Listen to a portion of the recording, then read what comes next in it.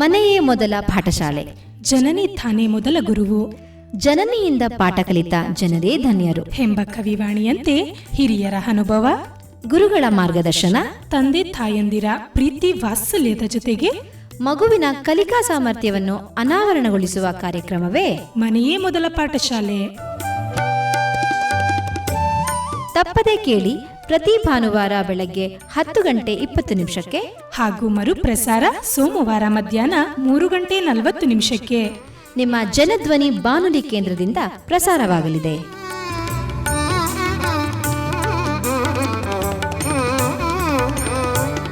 ಪ್ರೀತಿಯ ಜನಧ್ವನಿ ಕೇಳುಗರಿಗೆ ನಮಸ್ಕಾರ. ನಾನು ನಿಮ್ಮ ರೇಡಿಯೋ ಗೆಳತಿ ಪ್ರೀತಿ. ಇಂದಿನ ಮನೆ ಮೊದಲ ಪಾಠಶಾಲೆ ಕಾರ್ಯಕ್ರಮಕ್ಕೆ ತಮ್ಮೆಲ್ಲರಿಗೂ ಆತ್ಮೀಯವಾದ ಸ್ವಾಗತ. ಮಕ್ಕಳ ಜೀವನವನ್ನು ಸುಂದರವಾಗಿ ರೂಪಿಸುವಲ್ಲಿ ಸಂಸ್ಕಾರಗಳ ಪಾತ್ರ ಅತ್ಯಂತ ಮಹತ್ವದಾಗಿದೆ. ಉತ್ತಮ ಸಂಸ್ಕಾರಗಳು ಮಕ್ಕಳ ವ್ಯಕ್ತಿತ್ವವನ್ನು ಬೆಳೆಸಿ ಅವರನ್ನು ಒಳ್ಳೆಯ ನಾಗರಿಕರನ್ನಾಗಿ ರೂಪಿಸುತ್ತವೆ. ಮನೆ ಎನ್ನುವುದು ಮಕ್ಕಳಿಗೆ ಮೊದಲ ಪಾಠಶಾಲೆಯಾಗಿದ್ದು ಪೋಷಕರೇ ಅವರ ಮೊದಲ ಗುರುಗಳು. ಆದ್ದರಿಂದ ಇಂದು ನಾವು ಮಕ್ಕಳಲ್ಲಿ ಸಂಸ್ಕಾರ, ಉತ್ತಮ ಭವಿಷ್ಯದ ಅಡಿಪಾಯ ಎಂಬ ಮಹತ್ವದ ವಿಷಯದ ಕುರಿತು ಚರ್ಚೆ ಮಾಡಲಿದ್ದೇವೆ. ಈ ವಿಷಯದ ಬಗ್ಗೆ ಮಾಹಿತಿಯನ್ನು ನೀಡಲು ಇಂದು ನಮ್ಮೊಂದಿಗಿದ್ದಾರೆ ಜೆಸಿಸ್ ಪದವಿ ಪೂರ್ವ ಕಾಲೇಜು ಸರಗೂರು ಮತ್ತು ಮೈಸೂರಿನಲ್ಲಿ ನಿಯೋಜಿತ ಉಪನ್ಯಾಸಕರಾಗಿ ಕಾರ್ಯನಿರ್ವಹಿಸುತ್ತಿರುವ ಶ್ರೀಮತಿ ಶೋಭಾ ಎಸ್ ರವರು. ಬನ್ನಿ ಅವರನ್ನ ಕಾರ್ಯಕ್ರಮಕ್ಕೆ ಸ್ವಾಗತಿಸೋಣ. ಮೇಡಮ್, ಕಾರ್ಯಕ್ರಮಕ್ಕೆ ಸ್ವಾಗತ ನಿಮಗೆ. Thank you madam. ಮೇಡಮ್, ಮೊದಲಿಗೆ ನಿಮ್ಮ ಪರಿಚಯವನ್ನ ನಮ್ಮ ಜನಧ್ವನಿ ಕೇಳುಗರಿಗೆ ಮಾಡಿಕೊಡಿ. ಮೇಡಮ್, ನನ್ನ ಪರಿಚಯಕ್ಕಿಂತ ಮೊದಲು ಜನಧ್ವನಿ ಕಾರ್ಯಕ್ರಮದಲ್ಲಿ ಬರ್ತಾ ಇರ್ತಕ್ಕಂತಹ 90.8 ಏನು ಕಾರ್ಯಕ್ರಮ ಬರ್ತಾ ಇದೆ, ತುಂಬ ಅದ್ಭುತವಾಗಿ ಬರ್ತಾ ಇದೆ. ಪ್ರತಿಯೊಂದು ಕಾರ್ಯಕ್ರಮವನ್ನು ಕೂಡ ನಾನು ಫಾಲೋ ಮಾಡ್ತಾ ಇದ್ದೀನಿ. ಭಾಳ ಖುಷಿ ಆಗುತ್ತೆ. ಮತ್ತು ಯಾವುದೂ ಕೂಡ ಇದುವರೆಗೂ ಮಿಸ್ ಮಾಡಿಲ್ಲ. ಭಾಳ ಖುಷಿ ಆಗ್ತಾ ಇದೆ. ಹೀಗೆ ಸಕ್ಸಸ್ ಆಗಲಿ ಅಂತ ಹೇಳಿ ಶುಭವನ್ನು ಕೋರ್ತಾ ಇದ್ದೇನೆ. ಇನ್ನು ನನ್ನ ಪರಿಚಯದ ಬಗ್ಗೆ ಹೇಳಬೇಕು ಅಂತ ಹೇಳಿದ್ರೆ, ನನ್ನ ಹೆಸರು ಶೋಭಾ ಎಸ್ ಅಂತ ಹೇಳಿ. ನಾನು ರಾಜ್ಯಶಾಸ್ತ್ರ ಉಪನ್ಯಾಸಕಿಯಾಗಿ ಕರ್ತವ್ಯ ನಿರ್ವಹಿಸ್ತಾ ಇದ್ದೇನೆ. JSS ಶಿಕ್ಷಣ ಸಂಸ್ಥೆಯಲ್ಲಿ 20 ವರ್ಷಗಳಿಂದಲೂ ಕೂಡ ಕರ್ತವ್ಯ ನಿರ್ವಹಿಸ್ತಾ ಇದ್ದೇನೆ. ಪ್ರಸ್ತುತವಾಗಿ ಮೈಸೂರು ಮತ್ತು ಸರಗೂರು ಪದವಿ ಪೂರ್ವ ಕಾಲೇಜಿನಲ್ಲಿ ಕರ್ತವ್ಯ ನಿರ್ವಹಿಸ್ತಾ ಇದ್ದೀನಿ ಮೇಡಮ್. ಬಹಳ ಸಂತೋಷ ಮೇಡಮ್, ಇಂದಿನ ಕಾರ್ಯಕ್ರಮದಲ್ಲಿ ನಿಮ್ಮನ್ನ ಮಾತಾಡಿಸ್ತಾ ಇರೋದು. ಮ್ಯಾಮ್, ಮೊದಲಿಗೆ ಇವತ್ತು ನಮ್ಮ ಕಾರ್ಯಕ್ರಮದಲ್ಲಿ ನಾವು ಮಾತಾಡ್ತಾ ಇರುವಂಥ ವಿಷಯ ಸಂಸ್ಕಾರ ಅನ್ನೋ ವಿಷಯದ ಬಗ್ಗೆ. ಹಾಗಿದ್ರೆ ಮೊದಲಿಗೆ ಸಂಸ್ಕಾರ ಅಂತಂದರೆ ಏನು ಅನ್ನೋದ್ರ ಬಗ್ಗೆ ತಿಳಿಸ್ಕೊಡಿ ಮೇಡಮ್. ಸಂಸ್ಕಾರ ಅಂತ ಹೇಳಿದ್ರೆ ವ್ಯಕ್ತಿಯ ಗುಣ ಅಥವಾ ನಡವಳಿಕೆ. ವ್ಯಕ್ತಿಯ ಗುಣ ಅಥವಾ ನಡವಳಿಕೆ. ಇನ್ನು ಸಿಂಪಲ್ ಆಗಿ ಹೇಳಬೇಕು, ಸರಳವಾಗಿ ಹೇಳಬೇಕು ಅಂತ ಹೇಳಿದ್ರೆ, ಕಲ್ಲು ಒಂದು ಪ್ರಾಕೃತಿಕ. ಕಲ್ಲಿಗೆ ರೂಪ ಆಕಾರವನ್ನ ಕೊಟ್ಟರೆ ಅದು ಸಂಸ್ಕಾರ ಅಲ್ವಾ? ಸೊ ಹಾಗಾಗಿ ನಾವು ಪೂರ್ಣ ಜಗತ್ತನ್ನೇ ಗೆಲ್ಲಬಹುದು ಸಂಸ್ಕಾರ ಹೊಂದಿದ್ದರೆ. ಗೆದ್ದಂತಹ ಜಗತ್ತನ್ನ ಕಳೆದುಕೊಳ್ಳಬಹುದು ಅಹಂಕಾರ ಹೊಂದಿದ್ದರೆ. ಸಿಂಪಲ್ ಆಗಿ ಹೇಳಬೇಕು ಅಂತ ಹೇಳಿದ್ರೆ, ಕೈಯಲ್ಲಿ ಕೋಟಿ ಇದ್ದರೂ ಕೂಡ ಹಿರಿಯರನ್ನ ಕಂಡಾಗ ಕಾಲಿಗೆ ಬೀಳುವುದು ನಮ್ಮ ಸಂಸ್ಕಾರ. ಎಷ್ಟೇ ಆಧುನಿಕತೆ ಬಂದರೂ ಕೂಡ ಹಣೆಯ ಮೇಲಿನ ಕುಂಕುಮ ಏನಿದೆ ಅದು ನಮ್ಮ ಸಂಸ್ಕಾರ. ಡಿಗ್ರಿ ಮೇಲೆ ಡಿಗ್ರಿ ಪಡೆದುಕೊಂಡರೂ ಕೂಡ ಗುರುವನ್ನ ಕಂಡೊಡನೆ ಭಯ ಭಕ್ತಿಯನ್ನ ತೋರಿಸುವುದು ಕೂಡ ನಮ್ಮ ಸಂಸ್ಕಾರ ಅಲ್ವಾ? ಮತ್ತೆ ನಮ್ಮ ಮಕ್ಕಳಿಗೆ ಒಂದು ದಿನ ನಾವು ಉಪವಾಸವನ್ನ ಹಾಕ್ಬಿಟ್ವಿ ಅಂತ ಹೇಳಿದ್ರೆ, ಊಟ ಏನು ಕೊಡದೇ ಇದ್ರೆ ಒಂದು ದಿನ ನರಳಾಟ. ನಮ್ಮ ಮಕ್ಕಳಿಗೆ ನಾವು ಸಂಸ್ಕಾರನೇ ಕೊಡಲಿಲ್ಲ ಅಂತ ಹೇಳಿದ್ರೆ ಇಡೀ ಜೀವನನೇ ನರಳಾಟ. ಸೊ ಅಲ್ವಾ? ಸೊ ಹಾಗಾಗಿ ನಾನೆಲ್ಲ ಪೋಷಕರಲ್ಲಿ, ಶಿಕ್ಷಕರಲ್ಲಿ ಕೇಳ್ಕೊಳ್ಳೋದು ಏನು ಅಂತ ಹೇಳಿದ್ರೆ, ದಯವಿಟ್ಟು ನಮ್ಮ ಮಕ್ಕಳಿಗೆ ನಾವು ಫಸ್ಟು ಸಂಸ್ಕಾರವನ್ನು ಕೊಡಬೇಕು. ಆ ಸಂಸ್ಕಾರನೇ ನಮ್ಮ ಮಕ್ಕಳನ್ನು ರಕ್ಷಿಸುತ್ತೆ ಅಲ್ವಾ? ಸೊ ಹಾಗಾಗಿ ಸಂಸ್ಕಾರ ಅಂತ ಹೇಳಿದ್ರೆ ಅದು ವ್ಯಕ್ತಿಯ ಗುಣ ಮತ್ತು ನಡವಳಿಕೆ ಮೇಡಮ್. ಹೌದು ಮೇಡಮ್. ಅಂದರೆ ಸಂಸ್ಕಾರ ಅಂದ್ರೆ ಏನು ಅನ್ನೋದ್ರ ಬಗ್ಗೆ ಇಷ್ಟು ವಿಷಯಗಳಲ್ಲಿ ಎಷ್ಟು ವಿವರಣೆಯಾಗಿ ಹೇಳಿದ್ರಿ. ತುಂಬ ಖುಷಿ ಆಯಿತು ಮೇಡಮ್. ಹಾಗೇನೆ ಮೇಡಮ್, ಮಕ್ಕಳ ಜೀವನದಲ್ಲಿ ಸಂಸ್ಕಾರದ ಮಹತ್ವ ಏನಾಗಿರುತ್ತೆ ಮೇಡಮ್? ಮಕ್ಕಳ ಜೀವನದಲ್ಲಿ ಶಿಕ್ಷಣಕ್ಕಿಂತಲೂ ಕೂಡ ಸಂಸ್ಕಾರ ಬಹಳ ಮುಖ್ಯವಾದದ್ದು. ಮಗುವಿಗೆ 2 ಅಕ್ಷರ ಕಡಿಮೆ ಆದರೂ ಪರವಾಗಿಲ್ಲ, ಆದರೆ ಮಕ್ಕಳು ಸಂಸ್ಕಾರವಂತರಾಗಬೇಕು. ಯಾಕೆ ಅಂತ ಹೇಳಿದ್ರೆ, ಸಂಸ್ಕಾರ ಅನ್ನುವಂಥದ್ದು ಮಕ್ಕಳನ್ನ ಬಹಳ ಎತ್ತರಕ್ಕೆ ತಗೊಂಡು ಹೋಗುತ್ತೆ. One of the best example ಅಂತ ಹೇಳಿದ್ರೆ ಜಪಾನ್ ದೇಶ. ಎಂಟೈರ್ ವರ್ಲ್ಡ್ ಅಲ್ಲೇ ಟೆಕ್ನಾಲಜಿಯಲ್ಲಿ ವೆರಿ ಫಾರ್ವರ್ಡ್ ಕಂಟ್ರಿ ಅಂತ ಹೇಳಿದ್ರೆ ಜಪಾನ್ ದೇಶ. ಜಪಾನ್ ದೇಶದಲ್ಲಿ ಮಕ್ಕಳಿಗೆ 10ನೇ ವಯಸ್ಸಿನವರೆಗೆ ಅಂದ್ರೆ 4ನೇ ತರಗತಿಯವರೆಗೆ ಮಾರ್ಕ್ಸ್ಗೆ ಬದಲಾಗಿ ಕ್ಯಾರೆಕ್ಟರ್ ಎಜುಕೇಶನ್ ಅನ್ನ ಕೊಡ್ತಾರೆ. ಕ್ಯಾರೆಕ್ಟರ್ ಎಜುಕೇಶನ್ ಅಂತ ಹೇಳಿದ್ರೆ ನಡವಳಿಕಾ ಶಿಕ್ಷಣ ಅಂತ ಹೇಳಿ. ನಡವಳಿಕಾ ಶಿಕ್ಷಣದಲ್ಲಿ ಏನಿರುತ್ತೆ ಅಂತ ಹೇಳಿದ್ರೆ, ಮಕ್ಕಳು ಇನ್ನೊಬ್ಬರ ಮೇಲೆ ಡಿಪೆಂಡ್ ಆಗದೆ ಸ್ವತಂತ್ರವಾಗಿ ಬದುಕುವುದು, ಕಷ್ಟದಲ್ಲಿ ಇದ್ದವರಿಗೆ ಸಹಾಯ ಮಾಡುವುದು, ರಸ್ತೆ ನಿಯಮವನ್ನ ಪಾಲನೆ ಮಾಡುವುದು, ಹಿರಿಯರನ್ನ ಕಂಡರೆ ಗೌರವಿಸುವುದು, ಸಮಸ್ಯೆಗಳು ಬಂದಾಗ ಅದರಿಂದ ಹೇಗೆ ಹೊರಗೆ ಬರಬೇಕು, ಈ ರೀತಿಯಾದಂತಹ ಒಂದು ಕ್ಯಾರೆಕ್ಟರ್ ಎಜುಕೇಶನ್ ಅನ್ನ ಜಪಾನ್ ದೇಶದಲ್ಲಿ ಕೊಡ್ತಾ ಇದ್ದಾರೆ. ಮತ್ತೆ ಕಾರಣ ಏನು ಅನ್ನೋದು ನಿಮ್ಗೆ ಚೆನ್ನಾಗಿ ಗೊತ್ತಿದೆ. ಜಪಾನ್ ದೇಶದಲ್ಲಿ ಆಗಾಗ ಭೂಕಂಪ ಆಗ್ತಾ ಇರುತ್ತೆ, ಸುನಾಮಿ ಆಗ್ತಾ ಇರುತ್ತೆ, ಫ್ಲಡ್ ಆಗ್ತಾ ಇರುತ್ತೆ. ಇದು ನಿಮ್ಗೆ ಚೆನ್ನಾಗಿ ಗೊತ್ತಿದೆ. ಸೊ ಹಾಗಾಗಿ ಯಾವ ಸಂದರ್ಭದಲ್ಲಿ ಏನಾಗತ್ತೆ ಅಂತ ಗೊತ್ತಿಲ್ಲ. ಮಕ್ಕಳನ್ನ ಮಾನಸಿಕವಾಗಿ, ದೈಹಿಕವಾಗಿ ಅವ್ರನ್ನ ಶಕ್ತಿವಂತರನ್ನಾಗಿ ಮಾಡಬೇಕು. ಸೊ ಹಾಗಾಗಿ ಅಲ್ಲಿನ ಜಪಾನ್ ದೇಶದಲ್ಲಿ ಮಕ್ಕಳುಗಳಿಗೆ ಕ್ಯಾರೆಕ್ಟರ್ ಎಜುಕೇಶನ್ ಅನ್ನ ಕೊಡ್ತಾರೆ ಮೇಡಮ್. 10ನೇ ವಯಸ್ಸಿನವರೆಗೂ ಕೂಡ ಆ ಮಕ್ಕಳುಗಳಿಗೆ ಟೆಕ್ಸ್ಟ್ ಬುಕ್ ಆಗಲಿ ಅಥವಾ ಟೀಚಿಂಗ್ ಆಗಲಿ ಅಥವಾ ಎಕ್ಸಾಮ್ ಆಗಲಿ ಖಂಡಿತ ಇರಲ್ಲ. ಈ ರೀತಿ ಒಂದು ಕ್ಯಾರೆಕ್ಟರ್ ಎಜುಕೇಶನ್ ಸಿಸ್ಟಮ್ ಅಲ್ಲಿ ಇದೆ. ಸೊ ಇಂತಹ ಒಂದು ಎಜುಕೇಶನ್ ಅನ್ನ ಕೊಟ್ಟಾಗ ಏನಾಗುತ್ತೆ, ಮಕ್ಕಳು ಕ್ರಿಯಾಶೀಲರಾಗಿರ್ತಾರೆ, ಬುದ್ಧಿವಂತರಾಗ್ತಾರೆ, ತಮ್ಮ ಜೀವನವನ್ನ ಬಹಳ ಅರ್ಥಪೂರ್ಣವಾಗಿ ರೂಪಿಸ್ಕೊಳ್ತಾರೆ. ನನ್ನ ಆಸೆ ಏನು ಅಂದ್ರೆ ನಮ್ಮ ಭಾರತದಲ್ಲೂ ಕೂಡ ಇಂತಹ ಒಂದು ಎಜುಕೇಶನ್ ಸಿಸ್ಟಮ್ ಬರಬೇಕು ಅಂತ ಹೇಳಿ ಅಲ್ವಾ. ಸೊ ಹಾಗಾಗಿ ಮಕ್ಕಳು ಜೀವನದಲ್ಲಿ ಸಂಸ್ಕಾರ ಅನ್ನುವಂಥದ್ದು ಬಹಳ ಮುಖ್ಯ ಮೇಡಮ್. ಮೊದಲ 10 ವರ್ಷದವರೆಗೆ ನಾವು ಸಂಸ್ಕಾರನೇ ಕೊಡೋಣ ಬಿಡಿ, ಅದ್ರಲ್ಲಿ ಏನ್ ತಪ್ಪಿದೆ ಅಲ್ವಾ. ಯಾವಾಗ ಸಂಸ್ಕಾರವಂತರಾಗ್ತಾರೆ ಅವರ ಜೀವನ ಏನಿದೆ ಬಹಳ ಅರ್ಥಪೂರ್ಣವಾಗಿರುತ್ತೆ, ಮೌಲ್ಯಯುತವಾಗಿರುತ್ತೆ, ಸಮಾಜದಲ್ಲಿ ಗೌರವಯುತವಾಗಿ ಜೀವನವನ್ನ ನಡೆಸ್ತಾರೆ. ಸೊ ನನ್ನ ಆಸೆ ಅದೊಂದಿದೆ ಮೇಡಮ್. ಜಪಾನ್ ದೇಶದಲ್ಲಿ ಏನ್ ಎಜುಕೇಶನ್ ಸಿಸ್ಟಮ್ ಇದೆ, ಕ್ಯಾರೆಕ್ಟರ್ ಎಜುಕೇಶನ್ ನಮ್ಮ ಭಾರತದಲ್ಲೂ ತರಬೇಕು ಅನ್ನೋದು ನನ್ನ ಆಸೆ. ಈ ತರ ಆಸೆ ಪ್ರತಿಯೊಬ್ಬ ನಾಗರಿಕರಿಗೂ ಕೂಡ ಇರುತ್ತೆ ಹಾಗೆ ಹೇಳೋದಾದ್ರೆ. ಮೇಡಮ್ ಹಾಗೇನೆ ಮಕ್ಕಳಲ್ಲಿ ಸಂಸ್ಕಾರ ಅಂತ ಅನ್ನೋದು ಮೊದಲು ಪೋಷಕರು ಅಂತಾನೆ ಬರುತ್ತೆ. ಅವರಲ್ಲಿ ಸಂಸ್ಕಾರ ನಡತೆ ಅಂತ ನೋಡೋದಾದ್ರೆ ಮೊದಲು ಅವರು ತಂದೆ ತಾಯಿ ಹೇಗೆ ಕಲಿಸಿದ್ದಾರೆ ಅನ್ನೋದೇ ಬರುತ್ತೆ. ಹಾಗಿದ್ರೆ ಪೋಷಕರ ಪಾತ್ರ ಏನು ಮಕ್ಕಳ ಸಂಸ್ಕಾರ ಕಲಿಸುವಲ್ಲಿ, ಎಷ್ಟು ಮುಖ್ಯ ಆಗುತ್ತೆ ಆ ವಿಷಯ? ಮೇಡಮ್, ಪೋಷಕರ ಪಾತ್ರ ಮಕ್ಕಳಿಗೆ ಸಂಸ್ಕಾರ ಕಲಿಸುವಲ್ಲಿ ಬಹಳ ಬಹಳ ಮುಖ್ಯವಾದುದು. ಯಾಕಂತ ಹೇಳಿದ್ರೆ ಮನೆಯೇ ಮಕ್ಕಳ ಮೊದಲ ಪಾಠಶಾಲೆ. ಪ್ರತಿ ಪೋಷಕರ ದೊಡ್ಡ ಕನಸು ಅಂತ ಹೇಳಿದ್ರೆ ತಮ್ಮ ಮಕ್ಕಳನ್ನ ವಿದ್ಯಾವಂತರನ್ನಾಗಿ ಮಾಡಬೇಕು, ಸಂಸ್ಕಾರವಂತರನ್ನಾಗಿ ಮಾಡಬೇಕು ಅನ್ನೋದೇ ಆಗಿದೆ. ನಮ್ಮಲ್ಲಿ ಒಂದು ಗಾದೆ ಮಾತು ಹೇಳ್ತಾರೆ, ನಾಣ್ಣುಡಿ ಅಂತ ಬೇಕಾದ್ರೂ ಹೇಳ್ಬೋದು, ಗಿಡವಾಗಿ ಬಗ್ಗದ್ದು ಮರವಾಗಿ ಬಗ್ಗಿದೆ ಅನ್ನುವಂತಹ ಒಂದು ನಾಣ್ಣುಡಿ ಇದೆ. ಮಕ್ಕಳು ತಪ್ಪು ಮಾಡೋದು ಸಹಜ. ತಪ್ಪು ಮಾಡಿದಾಗ ಅವ್ರನ್ನ ಪ್ರೀತಿಯಿಂದ ದಂಡಿಸಿ ಅವರ ತಪ್ಪನ್ನ ನಾವು ಅರ್ಥ ಮಾಡಿಸ್ಬೇಕಾಗತ್ತೆ. ಯಾವಾಗ ನಾವು ಈ ಕೆಲಸವನ್ನ ಮಾಡ್ತೀವೋ ಆ ಮಕ್ಕಳಲ್ಲಿ ಒಂದು ಸಂಸ್ಕಾರ ಬೆಳೆಯೋದಕ್ಕೆ ಸಾಧ್ಯ ಆಗುತ್ತೆ. ಜೊತೆಗೆ ಪೋಷಕರು ಯಾವಾಗಲೂ ಕೂಡ ಮಗುವಿನ ಜೊತೆಗೆ ಹೆಚ್ಚಿನ ಸಮಯವನ್ನ ಕಳಿಬೇಕಾಗತ್ತೆ. ಮಕ್ಕಳ ಪ್ರತಿಯೊಂದು ಚಲನವಲನಗಳ ಬಗ್ಗೆ ಗಮನವನ್ನ ಇಡಬೇಕಾಗತ್ತೆ. ಮಕ್ಕಳ ಎದುರು ಒಳ್ಳೆಯ ವಿಚಾರವನ್ನ ಕುರಿತು ಮಾತನಾಡಬೇಕಾಗತ್ತೆ. ಸತ್ಯ, ನಿಷ್ಠೆ, ಪ್ರಾಮಾಣಿಕತೆ, ಶಿಸ್ತಿನ ಬಗ್ಗೆ ಉದಾಹರಣೆ ಸಮೇತ ಹೇಳುವುದ್ರ ಮೂಲಕ ಮಕ್ಕಳಿಗೆ ತಕ್ಕ ಮಟ್ಟಿಗೆ ಸಂಸ್ಕಾರ ಕಲಿಸೋದಕ್ಕೆ ಸಾಧ್ಯ ಅನ್ನೋದು ನನ್ನ ಅಭಿಪ್ರಾಯ. ಅಲ್ವಾ? ಮಗು ತಾಯಿಯಿಂದ ಸಂಸ್ಕಾರವನ್ನ, ತಂದೆಯಿಂದ ಜವಾಬ್ದಾರಿಯನ್ನ, ಗುರುವಿನಿಂದ ವಿದ್ಯೆಯನ್ನ ಪಡ್ಕೊಳ್ತಾನೆ. ಉಳಿದದ್ದನ್ನ ಈ ಸಮಾಜ ಕಲಿಸ್ಕೊಡುತ್ತೆ.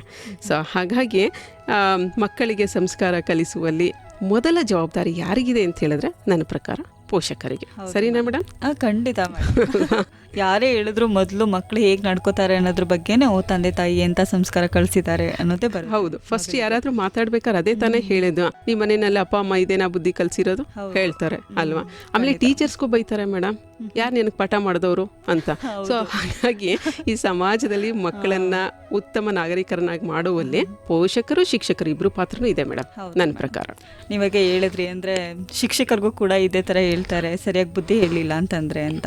ಹಾಗಿದ್ರೆ ಈಗ ಮಕ್ಕಳು ಮನೆಯಲ್ಲಿ ಬಿಟ್ರೆ ಶಾಲೆಗಳಲ್ಲೇ ತುಂಬಾ ಟೈಮ್ ಅಂತ ಕಳೀತಾರೆ. ಹಾಗಿದ್ರೆ ಶಾಲೆಗಳು ಮಕ್ಕಳಲ್ಲಿ ಉತ್ತಮ ಸಂಸ್ಕಾರ ಬೆಳೆಸಲು ಏನ್ ಮಾಡಬೇಕು ಅಂತ ಹೇಳ್ತೀರಾ ಮೇಡಮ್? ತರಗತಿ ಪ್ರಾರಂಭವಾದ ತಕ್ಷಣ, ಕ್ಲಾಸ್ ಕಮೆನ್ಸ್ ಆದ ತಕ್ಷಣ ಒಂದು 15-15 ಮಿನಿಟ್ಸ್ ಒಂದು ಮಾರಲ್ ಎಜುಕೇಶನ್ ಬಗ್ಗೆ ಪ್ರತಿಯೊಬ್ಬರು ಟೀಚರ್ಸ್ ಕೂಡ ಮಾತಾಡಬೇಕು ನನ್ನ ಅಭಿಪ್ರಾಯ. ಬೋರ್ಡ್ ಮೇಲೆ ಒಂದು ಅರ್ಥಪೂರ್ಣವಾದಂತಹ ವಿಚಾರಗಳನ್ನು ಅಥವಾ ಕೊಟೇಶನ್ ಹಾಕುವಂತಹದ್ದು, ಅದರ ಬಗ್ಗೆ ಮಾತನಾಡೋದಕ್ಕೆ ಮಕ್ಕಳಿಗೆ ಅವಕಾಶವನ್ನ ಮಾಡಿಕೊಡುವಂತಹದ್ದು. ಅದಾದ ನಂತರ ಶಿಕ್ಷಕರು ಅದರ ಬಗ್ಗೆ ಮಾತನಾಡುವುದು. ಇದರಿಂದ ಮಕ್ಕಳಲ್ಲಿ ಒಂದು ವ್ಯಕ್ತಿತ್ವ ಜೊತೆಗೆ ಸಂಸ್ಕಾರ ಎರಡೂ ಕೂಡ ಬೆಳೆಯುವುದಕ್ಕೆ ಸಾಧ್ಯ ಆಗುತ್ತೆ. ನಾನು ಪ್ರತಿದಿನ ನನ್ನ ಕ್ಲಾಸಲ್ಲಿ ಈ ಕೆಲಸ ಮಾಡ್ತಾ ಇದ್ದೀನಿ. ಒಳ್ಳೆ ಬೆಳವಣಿಗೆ. ಪ್ರತಿದಿನ ಒಂದು ದಿನ ಕೂಡ ಮಿಸ್ ಮಾಡಲ್ಲ. ನಾನು ಕ್ಲಾಸ್ಗೆ ಹೋಗ್ತಾ ಇದ್ದಾಗೆ ಬೋರ್ಡ್ ಮೇಲೆ ಒಂದು ಒಳ್ಳೆ ವಿಚಾರ ಇರಬೇಕು. ಇಲ್ಲ ಅಂತ ಹೇಳಿದ್ರೆ ನಾನು ಕ್ಲಾಸಿಂದ ಎಕ್ಸಿಟ್ ಆಗಿಬಿಡ್ತೀನಿ. ಅದು ನಮ್ಮ ಮಕ್ಳಿಗೆ ಎಲ್ರಿಗೂ ಕೂಡ ಗೊತ್ತು. ಸೊ ಹಾಗಾಗಿ ನಾನು ಒಂದು 15 ಮಿನಿಟ್ಸ್ ಕ್ಲಾಸ್ಗೆ ಎಂಟ್ರಿ ಆದ ತಕ್ಷಣ ನಾನು ಒಂದು ಒಳ್ಳೆ ವಿಚಾರ in front of the students ಇರಲೇಬೇಕು. ಮಕ್ಕಳು ಅದ್ರ ಬಗ್ಗೆ ಮಾತಾಡಬೇಕು. 100ರಲ್ಲಿ ಮೇಡಮ್ 100 ಮಕ್ಕಳು ಬದಲಾಗ್ತಾರೆ ಅನ್ನೋದು ನನ್ನ ಕಾನ್ಸೆಪ್ಟ್ ಅಲ್ಲ. 3 ಮಕ್ಕಳು ಬದಲಾಗ್ಲಿ ಬಿಡಿ ಅಲ್ವಾ. ಹಾಗಾಗಿ ಪ್ರತಿ ಟೀಚರ್ಸು ಕ್ಲಾಸ್ಗೆ ಎಂಟ್ರಿ ಆದ ತಕ್ಷಣ ಒಂದು ಮಾರಲ್ ಎಜುಕೇಶನ್ ಕೊಡಲಿ. ನಾವು ಕಳ್ಕೊಳ್ಳೋ ಅಂಥದ್ದೇನಿಲ್ಲ, ಪಡ್ಕೊಳ್ಳೋದೇ ಜಾಸ್ತಿ. ಸೊ ಹಾಗಾಗಿ ನಾವು ಜೀವನದ ಮೌಲ್ಯಗಳ ಬಗ್ಗೆ ಪ್ರತಿಯೊಬ್ಬ ಮಕ್ಕಳಿಗೂ ಕೂಡ ನಾವು ಮಾರಲ್ ಎಜುಕೇಷನನ್ನು ಕೊಡಬೇಕಾಗತ್ತೆ. One of the best example ಅಂತ ಹೇಳಿದ್ರೆ, ನಾನಿಲ್ಲಿ ಹೆಸರು ಹೇಳಲ್ಲ, ನನ್ನ ಸ್ಟೂಡೆಂಟ್ಸ್ ಒಬ್ಳು ಸರ್ಗೂರ್ನಲ್ಲಿ JSS PU ಕಾಲೇಜಿನಲ್ಲಿ ಓದ್ತಾ ಇದ್ರು. ತುಂಬಿಸೋಗೆ ಹುಡುಗಿನೇ. ಸ್ಟೂಡೆಂಟ್ಸ್ ಈಗಲೂ ಕೂಡ ಕಾಂಟ್ಯಾಕ್ಟಲ್ಲಿ ಇದ್ದಾರೆ ನನಗೆ. ಆ ಹುಡುಗಿ ಬರವಣಿಗೆ ಎಷ್ಟು ಮುದ್ದಾಗಿತ್ತು ಅಂದರೆ ಮೇಡಮ್, ಇದುವರೆಗೂ ನಾನು ಅಂಥ ಹ್ಯಾಂಡ್ ರೈಟಿಂಗೇ ನಾನು ನೋಡಲಿಲ್ಲ.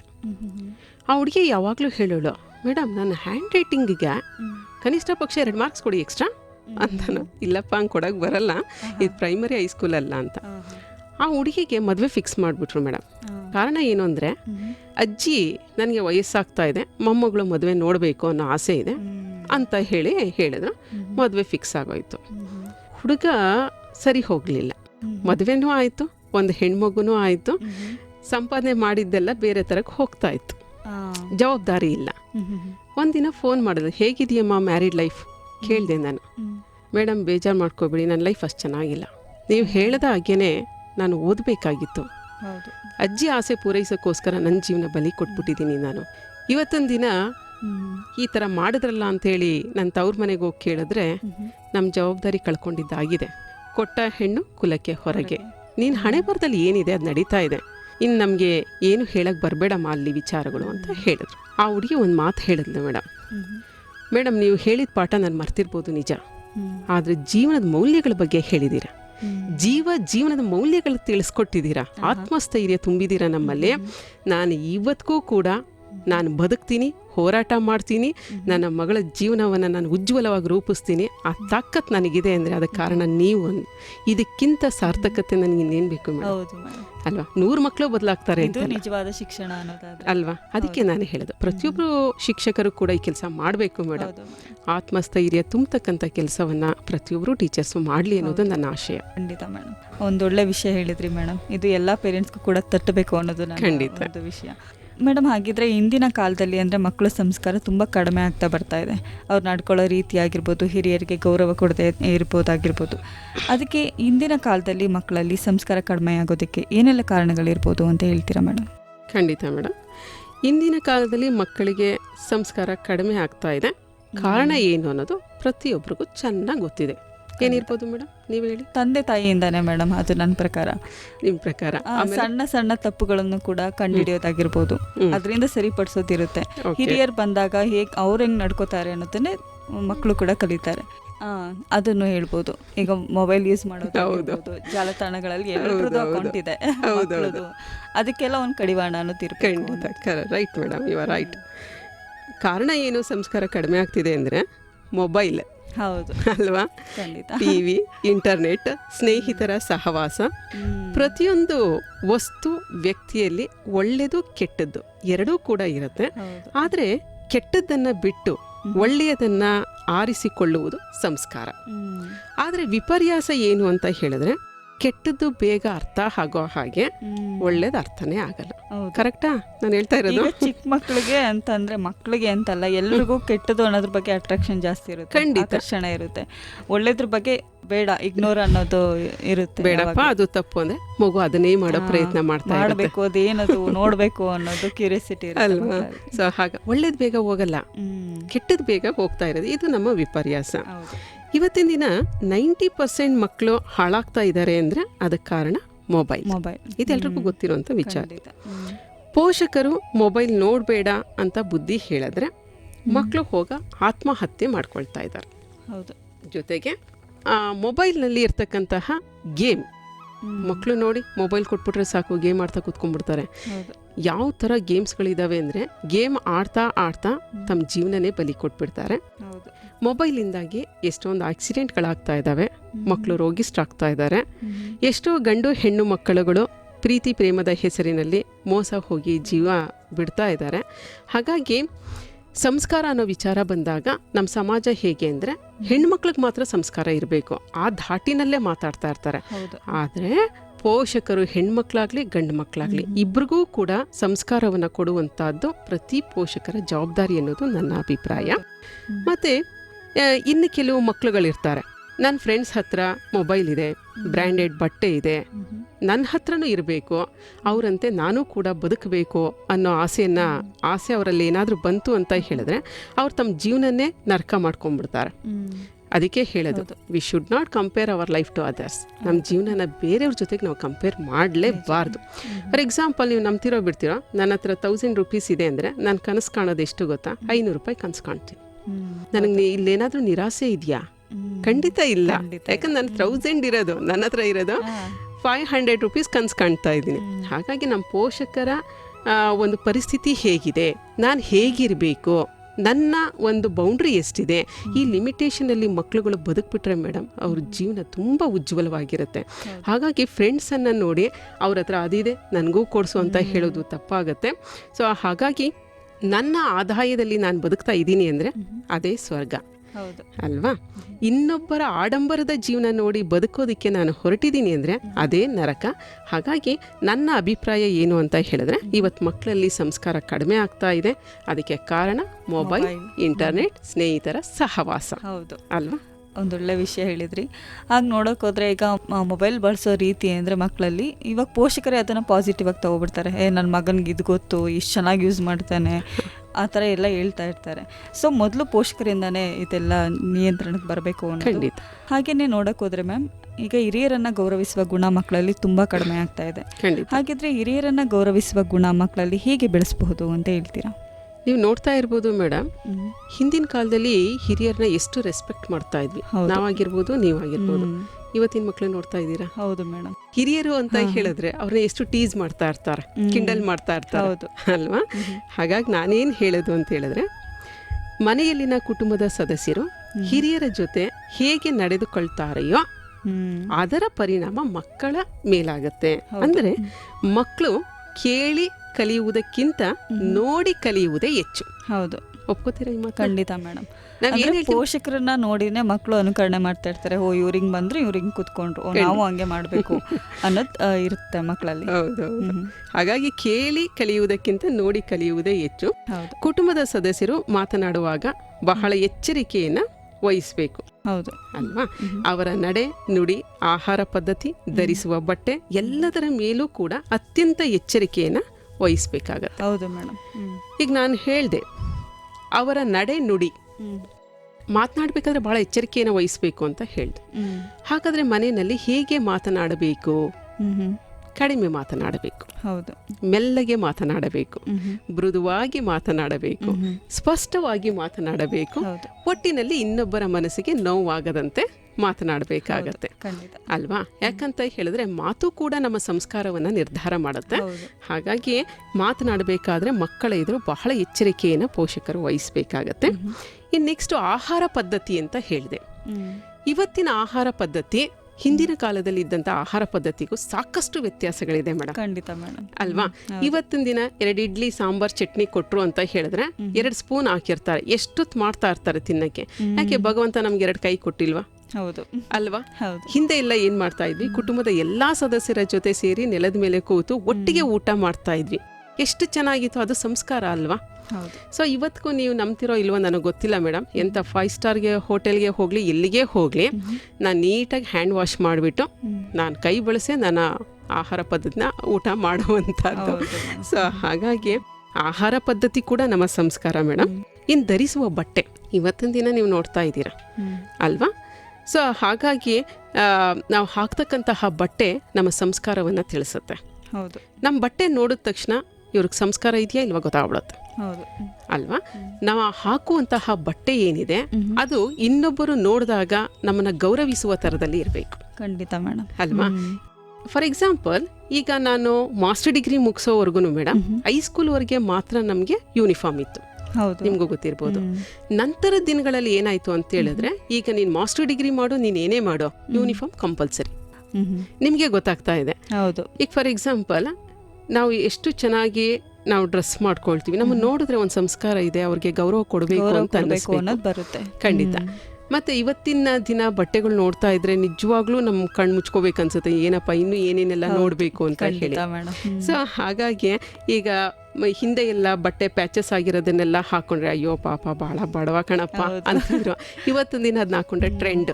ಹೌದು ಅಲ್ವಾ? ಇನ್ ಜೀನ್ಸ್ ಪ್ಯಾಂಟ್ಗಳ ಹಾಕ್ತಾರೆ, ಅದು ಎಷ್ಟು ಹರಿದಿರುತ್ತೋ ಅಷ್ಟು ಕಾಸ್ಟ್ಲಿ, ಬ್ರ್ಯಾಂಡೆಡ್ ಅದು. ಹೌದು ಅಲ್ವಾ? ಅದನ್ನೆಲ್ಲ ನಿಮಗೆ ಗೊತ್ತಾದ್ರ ಬಗ್ಗೆ ಹೆಚ್ಚಿಗೆ ಎಕ್ಸ್ಪ್ಲೈನ್ ಮಾಡುವಂಥ ಅವಶ್ಯಕತೆ ಇಲ್ಲ. ಒಂದು ಬೆಸ್ಟ್ ಎಕ್ಸಾಂಪಲ್ ಕೊಟ್ಬಿಡ್ತೀನಿ ಮೇಡಮ್. ಖಂಡಿತ ಮೇಡಮ್. ನಮ್ಮಲ್ಲಿ ನೀಗ್ರೋ ಸ್ಟೂಡೆಂಟ್ ಇದು, ವೆಸ್ಟರ್ನ್ ಕಲ್ಚರ್ ನಾನು ಹೇಳ್ತಾ ಆಯಿತು. ನಾನು ವುಮೆನ್ಸ್ ಕಾಲೇಜ್ ಸರಸ್ವತಿಪುರಮಲ್ಲಿ ವರ್ಕ್ ಮಾಡ್ತಾ ಇದ್ದೆ. ಎಕ್ಸಾಮ್ ಇತ್ತು, ನಾನು ಇನ್ವಿಜಿಲೇಟರಾಗಿ ವರ್ಕ್ ಮಾಡ್ತಾ ಇದ್ದೆ. ಆ ಹುಡುಗಿ ಶಾರ್ಟ್ ಮಿಡಿ ಹಾಕ್ಬಿಟ್ಟಿದ್ದಾಳೆ, ಫುಲ್ ಟೈಟ್ ಇದೆ. ಡೆಸ್ಕ್ ಗೊತ್ತಿರುತ್ತಲ್ಲ, ಮತ್ತೆ ಕಂಬಿ ಬಂದಿರತ್ತೆ. ಎಕ್ಸಾಮ್ ಚೀಫ್ ಬಂದ್ಬಿಟ್ಟು ಹೇಳಿದ್ರು ಸಿಟ್ ಪ್ರಾಪರ್ಲಿ ಅಂತ. ಶಿ ಕಾಂಟ್ ಸಿಟ್ ಪ್ರಾಪರ್ಲಿ, ಅವಳು ಕುತ್ಕೊಳಕ್ ಆಗ್ತಾ ಇಲ್ಲ ಬಿಕಾಸ್ ಆಫ್ ಕಾಸ್ಟ್ಯೂಮ್ ಅಲ್ವಾ? ಸೊ ಹಾಗಾಗಿ ಅವಳು ಎಷ್ಟು ಡಿಸ್ಟರ್ಬ್ ಆದ್ಲು ಅಂದ್ರೆ ಮೇಡಮ್, ಮಕ್ಕಳು ಎಕ್ಸಾಮ್ ಬರಿಬೇಕಾದ್ರೆ ಆದಷ್ಟು ಕಾಮಾಗಿ ಬರಿಬೇಕು. ಯಾವಾಗ ಸರ್ ಪದೇ ಪದೇ ಕಾಶನ್ ಕೊಡೋದಕ್ಕೆ ಸ್ಟಾರ್ಟ್ ಮಾಡಿದ್ರು, ಸರ್ ನಾನು ಹೇಳ್ತೀನಿ ಬಿಡಿ ಅಂತ ನಾನು ಹೇಳ್ತಾನೆ ಇದ್ದೀನಿ, ಸರ್ಗೆ ಅದು ಅರ್ಥ ಆಗಲಿಲ್ಲ. ಆಮೇಲಿಂದ ಹುಡುಗಿ ಸ್ವಲ್ಪ ತುಂಬ ಡಿಸ್ಟರ್ಬ್ ಆದ್ಲ. ಒಂದು 40 or 45 ಮಿನಿಟ್ಸ್ ಕೂತಿದ್ಲೇನೆ ಎಕ್ಸಾಮ್ ಹಾಲಲ್ಲಿ, ಎಕ್ಸಿಟ್ ಆದ್ಲು ಮೇಡಮ್. ಕಾರಣ ಏನು? ಅವಳು ಹಾಕಿದಂಥ ಕಾಸ್ಟ್ಯೂಮ್. ಸೊ ಹಾಗಾಗಿ ನಮಗೆ ಕಂಫರ್ಟಬಲ್ ಆಗಿರಬೇಕು, ಸಮಾಜದ ಮಧ್ಯೆ ನಿಂತಾಗ ನಮಗೆ ಗೌರವ ಕೊಡಬೇಕು, ಅದು ನಮ್ಮ ಸಂಸ್ಕಾರ. ಹಾಗಾಗಿ ಧರಿಸುವಂತಹ ಬಟ್ಟೆ ಕೂಡ ನಮ್ಮ ಸಂಸ್ಕಾರ ಆಗುತ್ತೆ. ಮತ್ತೆ ಪೋಷಕರು ಮನೆಯಲ್ಲಿ ಯಾವ ರೀತಿ ನಡ್ಕೊಳ್ತಾ ಇರ್ತಾರೆ ಅದನ್ನು ಮಕ್ಕಳು ನೋಡ್ತಾ, ಗಮನಿಸುತ್ತಾ, ಅನುಸರಿಸುತ್ತಾ ಮಕ್ಕಳಲ್ಲಿ ನಾವು ಸಂಸ್ಕಾರವನ್ನು ಬೆಳೆಸೋದಕ್ಕೆ ಸಾಧ್ಯ ಅನ್ನೋದು ನನ್ನ ನಂಬಿಕೆ. ಮತ್ತು ಇನ್ನೊಂದು ನಿಮಗೆ ಗೊತ್ತಿರುವಂತಹ ವಿಚಾರ, ಮಕ್ಕಳನ್ನ ನೀವು ಶಾಲೆಗೆ ಕಳಿಸಿ, ಮನೆಗೆ ಬಂದ ತಕ್ಷಣ ಯಾವ ಆಟ ಆಡ್ತಾರೆ ಹೇಳಿ ಅವರು? ಟೀಚರ್ ಆಟ ಆಡ್ತಾರೆ. ಇದು ಸ್ಕೂಲು, ಗೊಂಬೆಗಳನ್ನೆಲ್ಲ ಜೋಡಿಸ್ಬಿಡೋದು. ನಾನು ಟೀಚರ್ ನಡ್ಕೋತಾ ಇರ್ತಾರೆ, ಆ ತರನೇ ಕುತ್ಕೋಬೇಕು. ಎಷ್ಟು ಅಬ್ಸರ್ವೇಷನ್ ಅಂದ್ರೆ ಮೇಡಮ್ ಮಕ್ಕಳುಗಳು, ಗೊತ್ತು ನಿಮಗೆ? ಹೌದು. ಟೀಚರ್ ಆಟ ನಾವ್ ಆಡಿಲ್ವಾ, ನೀವ್ ಆಡಿಲ್ವಾ? ಖಂಡಿತ ಆಡಿದ್ವಿ ಅಲ್ವಾ? ಟೀಚರ್ ಆಟ ಆಡುವಂತದ್ದು. ಮತ್ತೆ ಮನೆಯಲ್ಲಿ ಅಮ್ಮನ್ ನೋಡ್ತಾ ಏನ್ ಮಾಡ್ತಾರೆ? ಅಡಿಗೆ ಆಟ. ಇದೆಲ್ಲ ಮಕ್ಕಳು ಆಟ ಆಡ್ತಿರ್ತಾರೆ ಮೇಡಮ್, ನಾವು ನೀವೆಲ್ಲ. ಹಾಗೆ ಇದು ಒಂದು ಸಣ್ಣ ಎಕ್ಸಾಂಪಲ್ ನಾನು ನಿಮಗೆ ಕೊಡ್ತಾ ಇರೋದು. ಅಂದರೆ ದೊಡ್ಡವ್ರು ಏನು ಮಾಡ್ತಾ ಇರ್ತಾರೆ ಅದನ್ನು ಗಮನಿಸ್ತಾ ಮಕ್ಕಳುಗಳು ಬೆಳೀತಾ ಇರ್ತಾರೆ. ಹಾಗಾಗಿ ಮಕ್ಕಳ ಎದುರುಗಡೆ ನಾವು ಹೇಗಿರಬೇಕು ಅನ್ನೋದು ಕೂಡ ಒಂದು ಸಂಸ್ಕಾರ ಆಗುತ್ತೆ. ಈ ರೀತಿ ಆದಾಗ ಖಂಡಿತ ಹಿರಿಯರನ್ನು ನೋಡ್ತಾ ಮಕ್ಕಳುಗಳು ತಮ್ಮ ಸಂಸ್ಕಾರವನ್ನು ಬೆಳೆಸ್ಕೋತಾರೆ ಮೇಡಮ್. ಒಂದೊಳ್ಳೆ ಎಕ್ಸಾಂಪಲ್ ಕೊಟ್ರಿ ಮೇಡಮ್ ಬಟ್ಟೆ ವಿಷಯವಾಗಿ. ಇದೆಲ್ಲರಿಗೂ ಕೂಡ ತಲುಪುತ್ತೆ ಅಂತ ಅನ್ಕೋತೀನಿ ಮೇಡಮ್. ಹಾಗೆ ನೋಡೋಕೆ ಹೋದರೆ ಈಗ ಸಂಸ್ಕಾರ ಮತ್ತು ಶಿಕ್ಷಣದ ನಡುವೆ ಸಂಬಂಧ ಅನ್ನೋದು ನೋಡೋಕೆ ಹೋದರೆ, ಶಿಕ್ಷಣ ಅನ್ನೋದು ಬೇರೆ, ಆದರೆ ಸಂಸ್ಕಾರ ಅನ್ನೋದು ಅವ್ರ ನಡವಳಿಕೆಯವರು ಹೇಗಿರ್ತಾರೆ ಅನ್ನೋದ್ರ ಬಗ್ಗೆನೇ ಆಗಿರುತ್ತೆ. ಹಾಗಾದರೆ ಸಂಸ್ಕಾರ ಮತ್ತು ಶಿಕ್ಷಣದ ನಡುವೆ ಏನು ಸಂಬಂಧ ಇದೆ ಅಂತ ಹೇಳ್ತೀರಾ ಮೇಡಮ್? ನನ್ನ ಪ್ರಕಾರ ಇವತ್ತಿನ ಪರಿಸ್ಥಿತಿಯಲ್ಲಿ ಸಂಸ್ಕಾರ ಮತ್ತು ಶಿಕ್ಷಣದ ನಡುವೆ ಯಾವ ಸಂಬಂಧನೂ ಇಲ್ಲ. ಸಂಸ್ಕಾರನೇ ಬೇರೆ, ಶಿಕ್ಷಣನೇ ಬೇರೆ. ಶಿಕ್ಷಣದಿಂದ ನಾವು ಪಡೆದುಕೊಳ್ಳುವಂತಹದ್ದು ತಿಳುವಳಿಕೆ, ಜ್ಞಾನ. ಹೌದು. ಸಂಸ್ಕಾರದಿಂದ ನಾವು ಪಡೆದುಕೊಳ್ಳುವಂತಹದ್ದು ನಡವಳಿಕೆ. ಹೌದು. ಸೊ ಹಾಗಾಗಿ ಇವತ್ತಿನ ದಿನ ಶಿಕ್ಷಣ ಅನ್ನುವಂತಹದ್ದು ವ್ಯಾಪಾರವಾಗಿದೆ. ಖಂಡಿತ ಮೇಡಮ್ ಅಲ್ವಾ? ಶಿಕ್ಷಣ ಕೇವಲ ಅಂಕಗಳಿಗೆ ಮಾತ್ರ ಸೀಮಿತವಾಗಿದೆ. ಹೌದು ಅಲ್ವಾ? ಓದ್ತೀವಿ, ಎಕ್ಸಾಮ್ ಬರಿತೀವಿ, ಮುಗಿತೀವಿ. ನೆಕ್ಸ್ಟ್ ಏನಾದ್ರೂ ನಾವು ಕ್ಯಾರಿ ಮಾಡ್ತೀವ? ಇಲ್ಲ. ಆದ್ರೆ ಸಂಸ್ಕಾರ ಹಂಗಲ್ಲ, ಜೀವನ ಪೂರ್ತಿ ಸಾಯೋ ತನಕ ನಮಗೆ ಸಂಸ್ಕಾರ ಬೇಕು ಅಲ್ವಾ? ಹಾಗಾಗಿ ಶಿಕ್ಷಣ ಮತ್ತು ಸಂಸ್ಕಾರದ ನಡುವೆ ಯಾವ ಸಂಬಂಧನೂ ಇಲ್ಲ ಮೇಡಮ್. ನನ್ನ ಪ್ರಕಾರ ಸಂಸ್ಕಾರನೇ ಬೇರೆ, ಶಿಕ್ಷಣನೇ ಬೇರೆ. ಇವತ್ತಿನ ದಿನ ಮೌಲ್ಯಯುತ ಶಿಕ್ಷಣ ಕಣ್ಮರೆ ಆಗ್ತಾ ಇದೆ. ಇಲ್ಲ, ವ್ಯಾಲ್ಯೂಯಬಲ್ ಎಜುಕೇಶನ್ ಎಲ್ಲಿ ಕೊಡ್ತಾ ಇದ್ದಾರೆ ಮೇಡಮ್? ಎಲ್ಲೂ ಇಲ್ಲ. ಫಾರ್ ಎಕ್ಸಾಂಪಲ್, ನಿಮಗೆ ಗೊತ್ತಿದೆ, ನೀಟ್ ಎಕ್ಸಾಮ್ ಪೇಪರ್ ಔಟ್ ಆಯ್ತು ಇತ್ತೀಚೆಗೆ. ಹೌದು. ನೀಟ್ ಪೇಪರ್ ಔಟ್ ಆದಾಗ ಹಣ ಇದ್ದವ್ರು ಏನ್ ಮಾಡಿದ್ರು, ಕ್ವಶನ್ ಪೇಪರ್ ಬಿಫೋರ್ ದಟ್ ಅದನ್ನ 15 ಲಕ್ಷದಿಂದ ಪ್ರಾರಂಭ ಆಗಿದೆ ಮೇಡಮ್. ಡೀಟೇಲ್ಸ್ ನಿಮ್ಗೆ ಗೊತ್ತಿದೆ. ಬಡತನದಲ್ಲಿ ಬಂದಂತಹ ಮಕ್ಕಳುಗಳು ದೊಡ್ಡ ದೊಡ್ಡ ಕನಸುಗಳನ್ನ ಇಟ್ಕೊಂಡಿರ್ತಾರೆ, ಕಷ್ಟಪಟ್ಟು ಓದಿರ್ತಾರೆ. ಆಯ್ತಾ? ಅಂತ ಮಕ್ಕಳು ಪ್ರಾಮಾಣಿಕವಾಗಿ ಓದಿದಂತ ಎಷ್ಟೋ ವಿದ್ಯಾರ್ಥಿಗಳು ಪ್ರಾಣ ಬಿಟ್ಟಿದ್ದಾರೆ. ಹೌದು ಅಲ್ವಾ? ಹಣದಿಂದ ಶಿಕ್ಷಣವನ್ನ ಕೊಂಡುಕೊಳ್ಳೋದಕ್ಕೆ ಸಾಧ್ಯನೇ ವಿನಃ ಹಣದಿಂದ ಸಂಸ್ಕಾರವನ್ನಲ್ಲ. ಹಣದಿಂದ ಯಾವತ್ತೂ ಸಂಸ್ಕಾರವನ್ನ ಕೊಂಡ್ಕೊಳ್ಳೋದಕ್ಕೆ ಸಾಧ್ಯ ಇಲ್ಲ. ಅದಕ್ಕೆ ನಾನು ಹೇಳೋದು, ಭಾರತದಲ್ಲಿ ಜಪಾನ್ ಮಾದರಿಯ ಎಜುಕೇಶನ್ ಸಿಸ್ಟಮ್ ಅನ್ನ ಜಾರಿಗೆ ತರಬೇಕು ಅಂತ ಹೇಳಿ. ಆಗ ಇಂತಹ ಅನಾಹುತಗಳು ನಡೆಯೋದಕ್ಕೆ ಖಂಡಿತ ಸಾಧ್ಯನೇ ಇಲ್ಲ. ಶಿಕ್ಷಣವೇ ಬೇರೆ, ಸಂಸ್ಕಾರನೇ ಬೇರೆ. ಮಕ್ಕಳಿಗೆ ಮೊದಲು ಸಂಸ್ಕಾರ ಕೊಟ್ಟಾಗ ಶಿಕ್ಷಣ ಮತ್ತು ಸಂಸ್ಕಾರ ಎರಡಕ್ಕೂ ಕೂಡ ಅರ್ಥ ಮತ್ತು ಮೌಲ್ಯ ಬರೋದಕ್ಕೆ ಸಾಧ್ಯ ಅನ್ನೋದು ನನ್ನ ವೈಯಕ್ತಿಕ ಅಭಿಪ್ರಾಯ. ಖಂಡಿತ ಮೇಡಮ್. ಮೇಡಮ್ ಈಗ ಆಲ್ರೆಡಿ ನಾವು ಮಾತಾಡಿದ್ವಿ ಮೊಬೈಲ್ ಬಗ್ಗೆ ಮತ್ತು ಜಾಲತಾಣಗಳ ಬಗ್ಗೆ. ಈಗಿನ ಮಕ್ಕಳು ನೋಡೋಕೆ ಹೋದರೆ ಮೊಬೈಲಲ್ಲೇ ಮುಳುಗಿರ್ತಾರೆ. ಖಂಡಿತ. ಹಾಗೆ ಪ್ರತಿಯೊಬ್ಬರಿಗೂ ಕೂಡ ಒಂದು ಅಕೌಂಟ್ ಅನ್ನೋದು ಇರುತ್ತೆ. ಹಾಗಿದ್ರೆ ಮೊಬೈಲ್ ಮತ್ತು ಸಾಮಾಜಿಕ ಜಾಲತಾಣಗಳು ಮಕ್ಕಳ ಸಂಸ್ಕಾರದ ಮೇಲೆ ಹೇಗೆ ಪ್ರಭಾವ ಬೀರಬಹುದು? ಖಂಡಿತ ಮೇಡಮ್. ಮೊಬೈಲ್ ಮತ್ತು ಸಾಮಾಜಿಕ ಜಾಲತಾಣಗಳು ಮಕ್ಕಳ ಸಂಸ್ಕಾರದ ಮೇಲೆ 99.9% ಅಷ್ಟು ಪರಿಣಾಮವನ್ನ ಬೀರ್ತಾ ಇದೆ. ಹೌದು ಅಲ್ವಾ? ಇದು ನಿಮ್ಗೆ ಗೊತ್ತಿರೋ ವಿಚಾರ. ಈಗಾಗಲೇ ಇದ್ರ ಬಗ್ಗೆ ನಾನು ಸಾಕಷ್ಟು ಮಾತಾಡ್ಬಿಟ್ಟಿದ್ದೀನಿ. ಮೊಬೈಲ್ ಬಗ್ಗೆ, ಇಂಟರ್ನೆಟ್ ಬಗ್ಗೆ. ಮೊಬೈಲ್ ಇದ್ರೆ ಮಾತ್ರ ನಾನು ಉಸಿರಾಡೋದಕ್ಕೆ ಸಾಧ್ಯ. ಹೌದು ಅಲ್ವಾ? ಮೊಬೈಲ್ ಇಲ್ಲ ಅಂತ ಹೇಳಿದ್ರೆ ನಾನು ಉಸಿರಾಡೋದಕ್ಕೂ ಕೂಡ ಸಾಧ್ಯನೇ ಇಲ್ಲ ಅನ್ನೋ ಮಟ್ಟಿಗೆ ಮಕ್ಕಳು ರೀಚ್ ಆಗ್ಬಿಟ್ಟಿದ್ದಾರೆ. ಹೌದು madam. Is it right?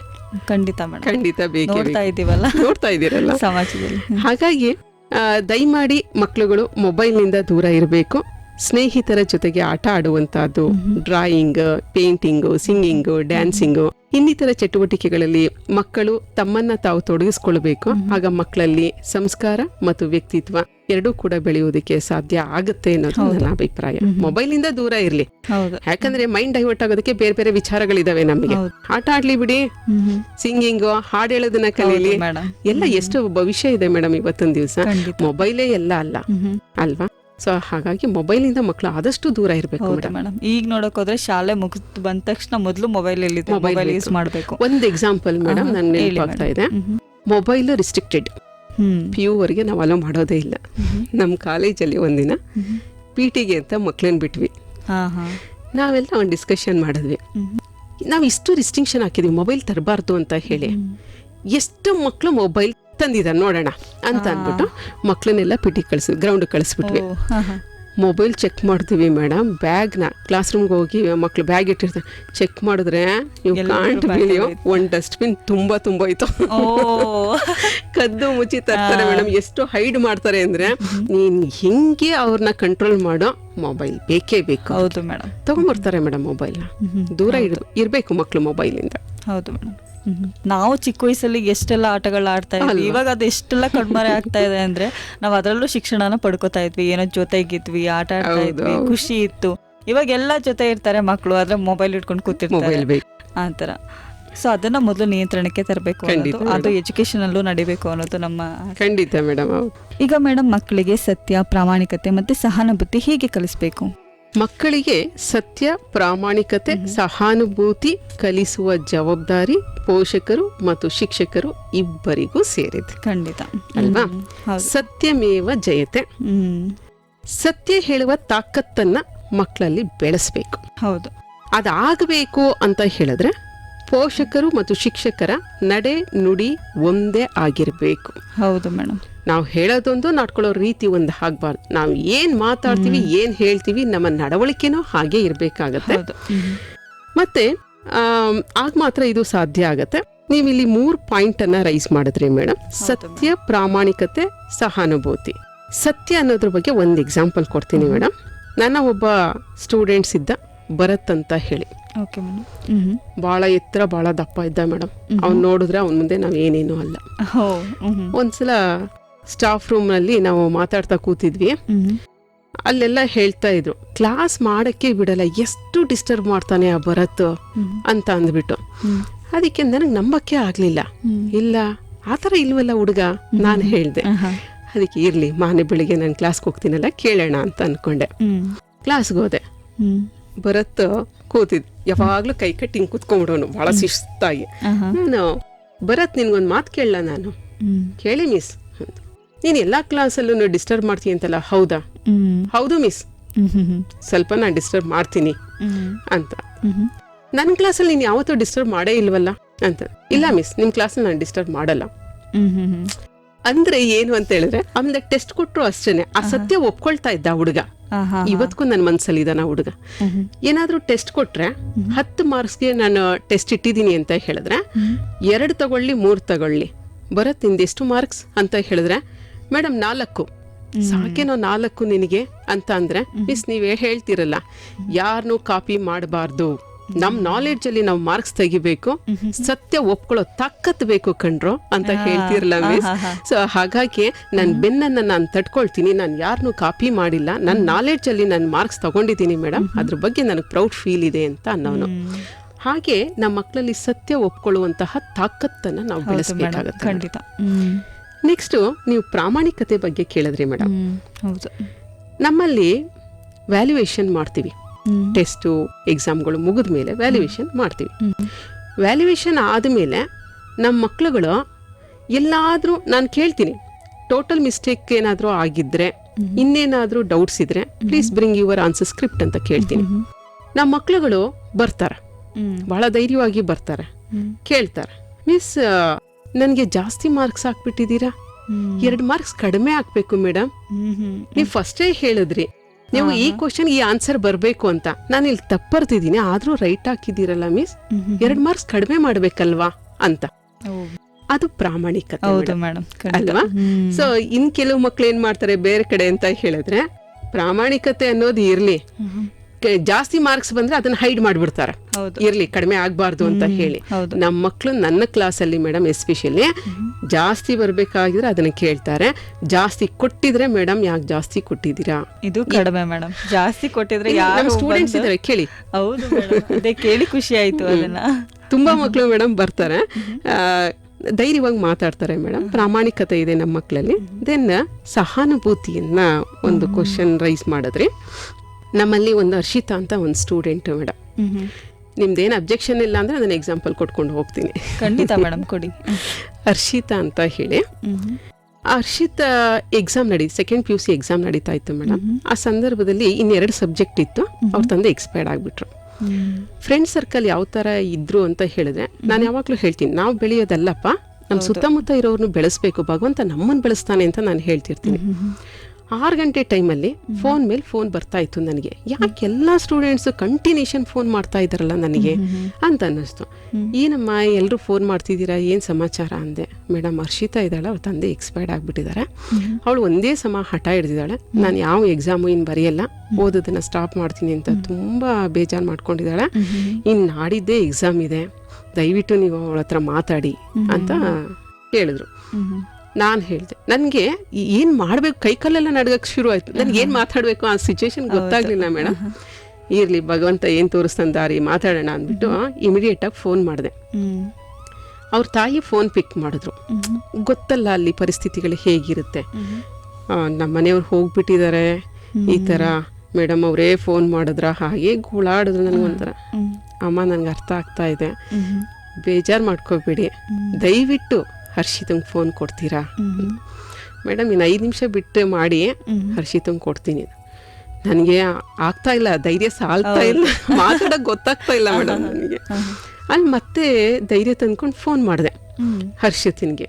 Madam ಇಲ್ಲಪ್ಪ, ನಿಮ್ಮ ತಾಯಿ ಎಲ್ಲ ಹೇಳಿದ್ದಾರೆ, ನನಗೆಲ್ಲ ವಿಚಾರ ಗೊತ್ತಾಯಿತು, ಎಕ್ಸ್ಟ್ರೀಮ್ಲಿ ಸಾರಿ, ಆದರೆ ನಾನು ಈ ಸಂದರ್ಭದಲ್ಲಿ ಮಾತಾಡಬೇಕೋ ಮಾತಾಡಬಾರ್ದು ನಂಗೆ ಗೊತ್ತಾಗ್ತಾ ಇಲ್ಲ ಪುಟ, ನೋಡು ದಯಮಾಡಿ ನೀನು ಎಕ್ಸಾಮ್ ತಗೋ, ಬರೀ ನೀನು ಅಂತ. ಇಲ್ಲ ಮಿಸ್ ನಾನು ಬರೆಯಲ್ಲ, ನಮ್ಮ ತಂದೆನೇ ಹೋದ್ಮೇಲೆ ನಂಗೆ ಜೀವನನೇ ಬೇಕಿಲ್ಲ, ಈ ಥರ. ಇಲ್ಲ ಪುಟ ನೀನು ಹಂಗೆ ಹೇಳ್ಬಿಡ ಪುಟ, ನಾನು ಮತ್ತೆ ನಿನಗೆ ಫೋನ್ ಮಾಡ್ತೀನಿ, ನೀನು ಬರೀ ಅಂತ ಹೇಳಿದೆ. ಅಂದರೆ ನಾನು ಏನು ಹೇಳಕ್ಕೆ ಹೊರಟಿದ್ದೆ, ಆ ಮಗು ಬರೀತು ಮೇಡಮ್, ಎಕ್ಸಾಮ್ ಬರೋದ್ಲು. ನಾನು ಅವಳನ್ನ ಎಷ್ಟು ಫಾಲೋಅಪ್ ಮಾಡಿದ್ದೀನಿ ಅಂತ ಅಂದರೆ, ಎಕ್ಸಾಮ್ ಬರ್ಸೋವರೆಗೂ ನಾನು ಬಿಟ್ಟಿಲ್ಲ, ಅವಳನ್ನ ಪಾಸ್ ಮಾಡಿ ಕ್ಲಾಸ್ಗೆ ಅವಳು ಡಿಸ್ಟಿಂಕ್ಷನಲ್ಲಿ ಬಂದು ಟಾಪರ್ ಮೇಡಮ್ ಅವಳು ಹರ್ಷಿತಾ. ಆ ಮಗು ನನ್ನ ಮಾತು ಕೇಳಿದ್ರೆ ಖುಷಿ ಪಡ್ಬೋದು ಬಹುಶಃ. ಸಹಾನುಭೂತಿಗೆ ನಾನು ಹೇಳ್ತಾ ಇರೋದು, ಹರ್ಷಿತಿನ ಫ್ರೆಂಡ್ ಸರ್ಕಲ್ ಏನಿದ್ದಾರೆ ಅವರು ಫಸ್ಟ್ ನನಗೆ ಕಾಲ್ ಮಾಡಿ ಆ ಮಗು ಎಲ್ಲಿ ಭವಿಷ್ಯ ಹಾಳು ಮಾಡ್ಕೊಳ್ಳುತ್ತೋ ಅನ್ನೋ ಆತಂಕದಲ್ಲಿ ಒಂದು ಸಹಾನುಭೂತಿಯನ್ನ ಮಗು ಬಗ್ಗೆ ತೋರಿಸಿದ್ರಲ್ಲ, ಅದನ್ನ ನಾನು ಅಪ್ರಿಶಿಯೇಟ್ ಮಾಡಿದ್ದೀನಿ. ಸೊ ಹಾಗಾಗಿ ಸತ್ಯ, ಪ್ರಾಮಾಣಿಕತೆ, ಸಹಾನುಭೂತಿ ಬೆಳೆಸ್ತಕ್ಕಂಥ ಜವಾಬ್ದಾರಿ ಪ್ರತಿ ಶಿಕ್ಷಕರಲ್ಲಿ, ಪೋಷಕರಲ್ಲಿ ಇದೆ. ಹೌದು ಮೇಡಮ್. ಹಾಗೇನೆ ಈಗ ಮನೆ ವಾತಾವರಣ ಅಂತ ನೋಡೋದಾದ್ರೆ, ಇಲ್ಲೂ ಕೂಡ ಪೋಷಕರು ಬರ್ತಾರೆ. ಹಾಗಿದ್ರೆ ಮನೆ ವಾತಾವರಣ ಮಕ್ಕಳ ಸಂಸ್ಕಾರ ಬೆಳೆಸೋದಕ್ಕೆ ಸಹಾಯ ಮಾಡುತ್ತಾ? ಖಂಡಿತ ಮೇಡಮ್, 100ಕ್ಕೆ 100ರಷ್ಟು ಪರಿಣಾಮವನ್ನ ಬೀರುತ್ತೆ. ಮಕ್ಕಳು ಮನೆಯಲ್ಲಿ ಇರಬೇಕಾದ್ರೆ ಕುಟುಂಬದ ಸದಸ್ಯರು ಸೌಜನ್ಯದಿಂದ, ಶಾಂತಿಯಿಂದ, ಸಮಾಧಾನದಿಂದ ಇರೋದು ತುಂಬಾ ಅಗತ್ಯ. ಎಷ್ಟೋ ಮಕ್ಕಳು ಕಾಲೇಜಿನಲ್ಲಿ ಚೆನ್ನಾಗಿ ಓದ್ತಾ ಇರ್ತಾರೆ, ಬರ್ತಾ ಬರ್ತಾ ಓದಿನ ಬಗ್ಗೆ ಆಸಕ್ತಿಯನ್ನು ಅವರು ಕಳ್ಕೊಂಡ್ಬಿಡ್ತಾರೆ, ಏನೋ ಯೋಚನೆಯಲ್ಲಿ ಮುಳುಗಿರ್ತಾರೆ. ನಾನು ಅದನ್ನು ಗಮನಿಸ್ಬಿಟ್ಟು ಪರ್ಸನಲ್ ಆಗಿ ಕರೆದು ವಿಚಾರಿಸಿದಾಗ ಅವ್ರ ಉತ್ತರ, ನಮ್ಮ ತಂದೆ ತಾಯಿ ಜಗಳ ಮಾಡ್ಕೊಂಡಿದ್ದಾರೆ, ನನ್ನ ತಂದೆ ಕುಡಿತಾರೆ ಮೇಡಮ್, ನಮ್ಮ ತಂದೆ ನಮ್ಮ ತಾಯಿಗೆ ಹೊಡಿತಾರೆ, ಈ ತರ ಎಲ್ಲ ಹೇಳ್ತಾ ಇರ್ತಾರೆ. ಈ ಸಮಸ್ಯೆಯಿಂದ ಹೇಗೆ ನಾವು ಹೊರಗೆ ಬರೋದು ಮೇಡಮ್ ಅಂತ ನಮ್ಮನ್ನೇ ಅವರು ಪ್ರಶ್ನೆ ಮಾಡ್ತಾ ಇರ್ತಾರೆ. ಸೊ ಹಾಗಾಗಿ ಕುಟುಂಬದಲ್ಲಿ ಈ ರೀತಿ ವಾತಾವರಣ ಇದ್ದಾಗ 2 ಸಾಧ್ಯತೆಗಳಿರ್ತವೆ ಮೇಡಮ್. ಒಂದು, ಮಕ್ಕಳು ಅಡ್ಡದಾರಿಯನ್ನ ಹಿಡಿದು ಬಿಡ್ತಾರೆ, ಹೌದು, ಮನೆ ವಾತಾವರಣ ಸರಿ ಇಲ್ಲ ಅಂದ್ರೆ. ಖಂಡಿತ ಮೇಡಮ್. ಎರಡನೆಯದು, ಅದರಿಂದ ಪಾಠ ಕಲ್ತಂತಹ ಮಕ್ಕಳುಗಳು ಕಷ್ಟಪಟ್ಟು ಓದಿ ಒಂದು ಒಳ್ಳೆ ಜವಾಬ್ದಾರಿಯಿಂದ ಒಂದು ಒಳ್ಳೆ ಕೆಲಸವನ್ನ ತೆಗೆದುಕೊಂಡು ಸಮಾಜದಲ್ಲಿ ಗೌರವದಿಂದ ಉತ್ತಮವಾದಂತಹ ಜೀವನವನ್ನ ನಡೆಸ್ತಾರೆ. ಹಾಗಾಗಿ ಕುಟುಂಬದ ವಾತಾವರಣ ಏನಿದೆ, ಮನೆಯಲ್ಲಿ ವಾತಾವರಣ ಏನಿದೆ ಮೇಡಮ್, ಅದು ಮಕ್ಕಳ ಮೇಲೆ 100ಕ್ಕೆ 100ರಷ್ಟು ಪರಿಣಾಮವನ್ನ ಖಂಡಿತ ಬೀರುತ್ತೆ.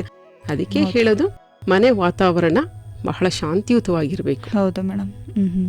ಹೌದು ಮೇಡಮ್. ಹಾಗೇನೆ ಈಗ ಹಿರಿಯರು ಹೇಳುವಂತಹ ಕಥೆಗಳಾಗಿರ್ಬೋದು ಅಥವಾ ಪುರಾಣಗಳಾಗಿರ್ಬೋದು ಮಕ್ಕಳ ಸಂಸ್ಕಾರ ಬೆಳೆಸೋದಕ್ಕೆ ಸಹಾಯ ಮಾಡುತ್ವಾ? ನನ್ನ ಪ್ರಕಾರ ಮೇಡಮ್ 50% ಸಾಧ್ಯ, 50% ಸಾಧ್ಯ ಇಲ್ಲ. ಹೌದಾ? ಹೇಗೆ?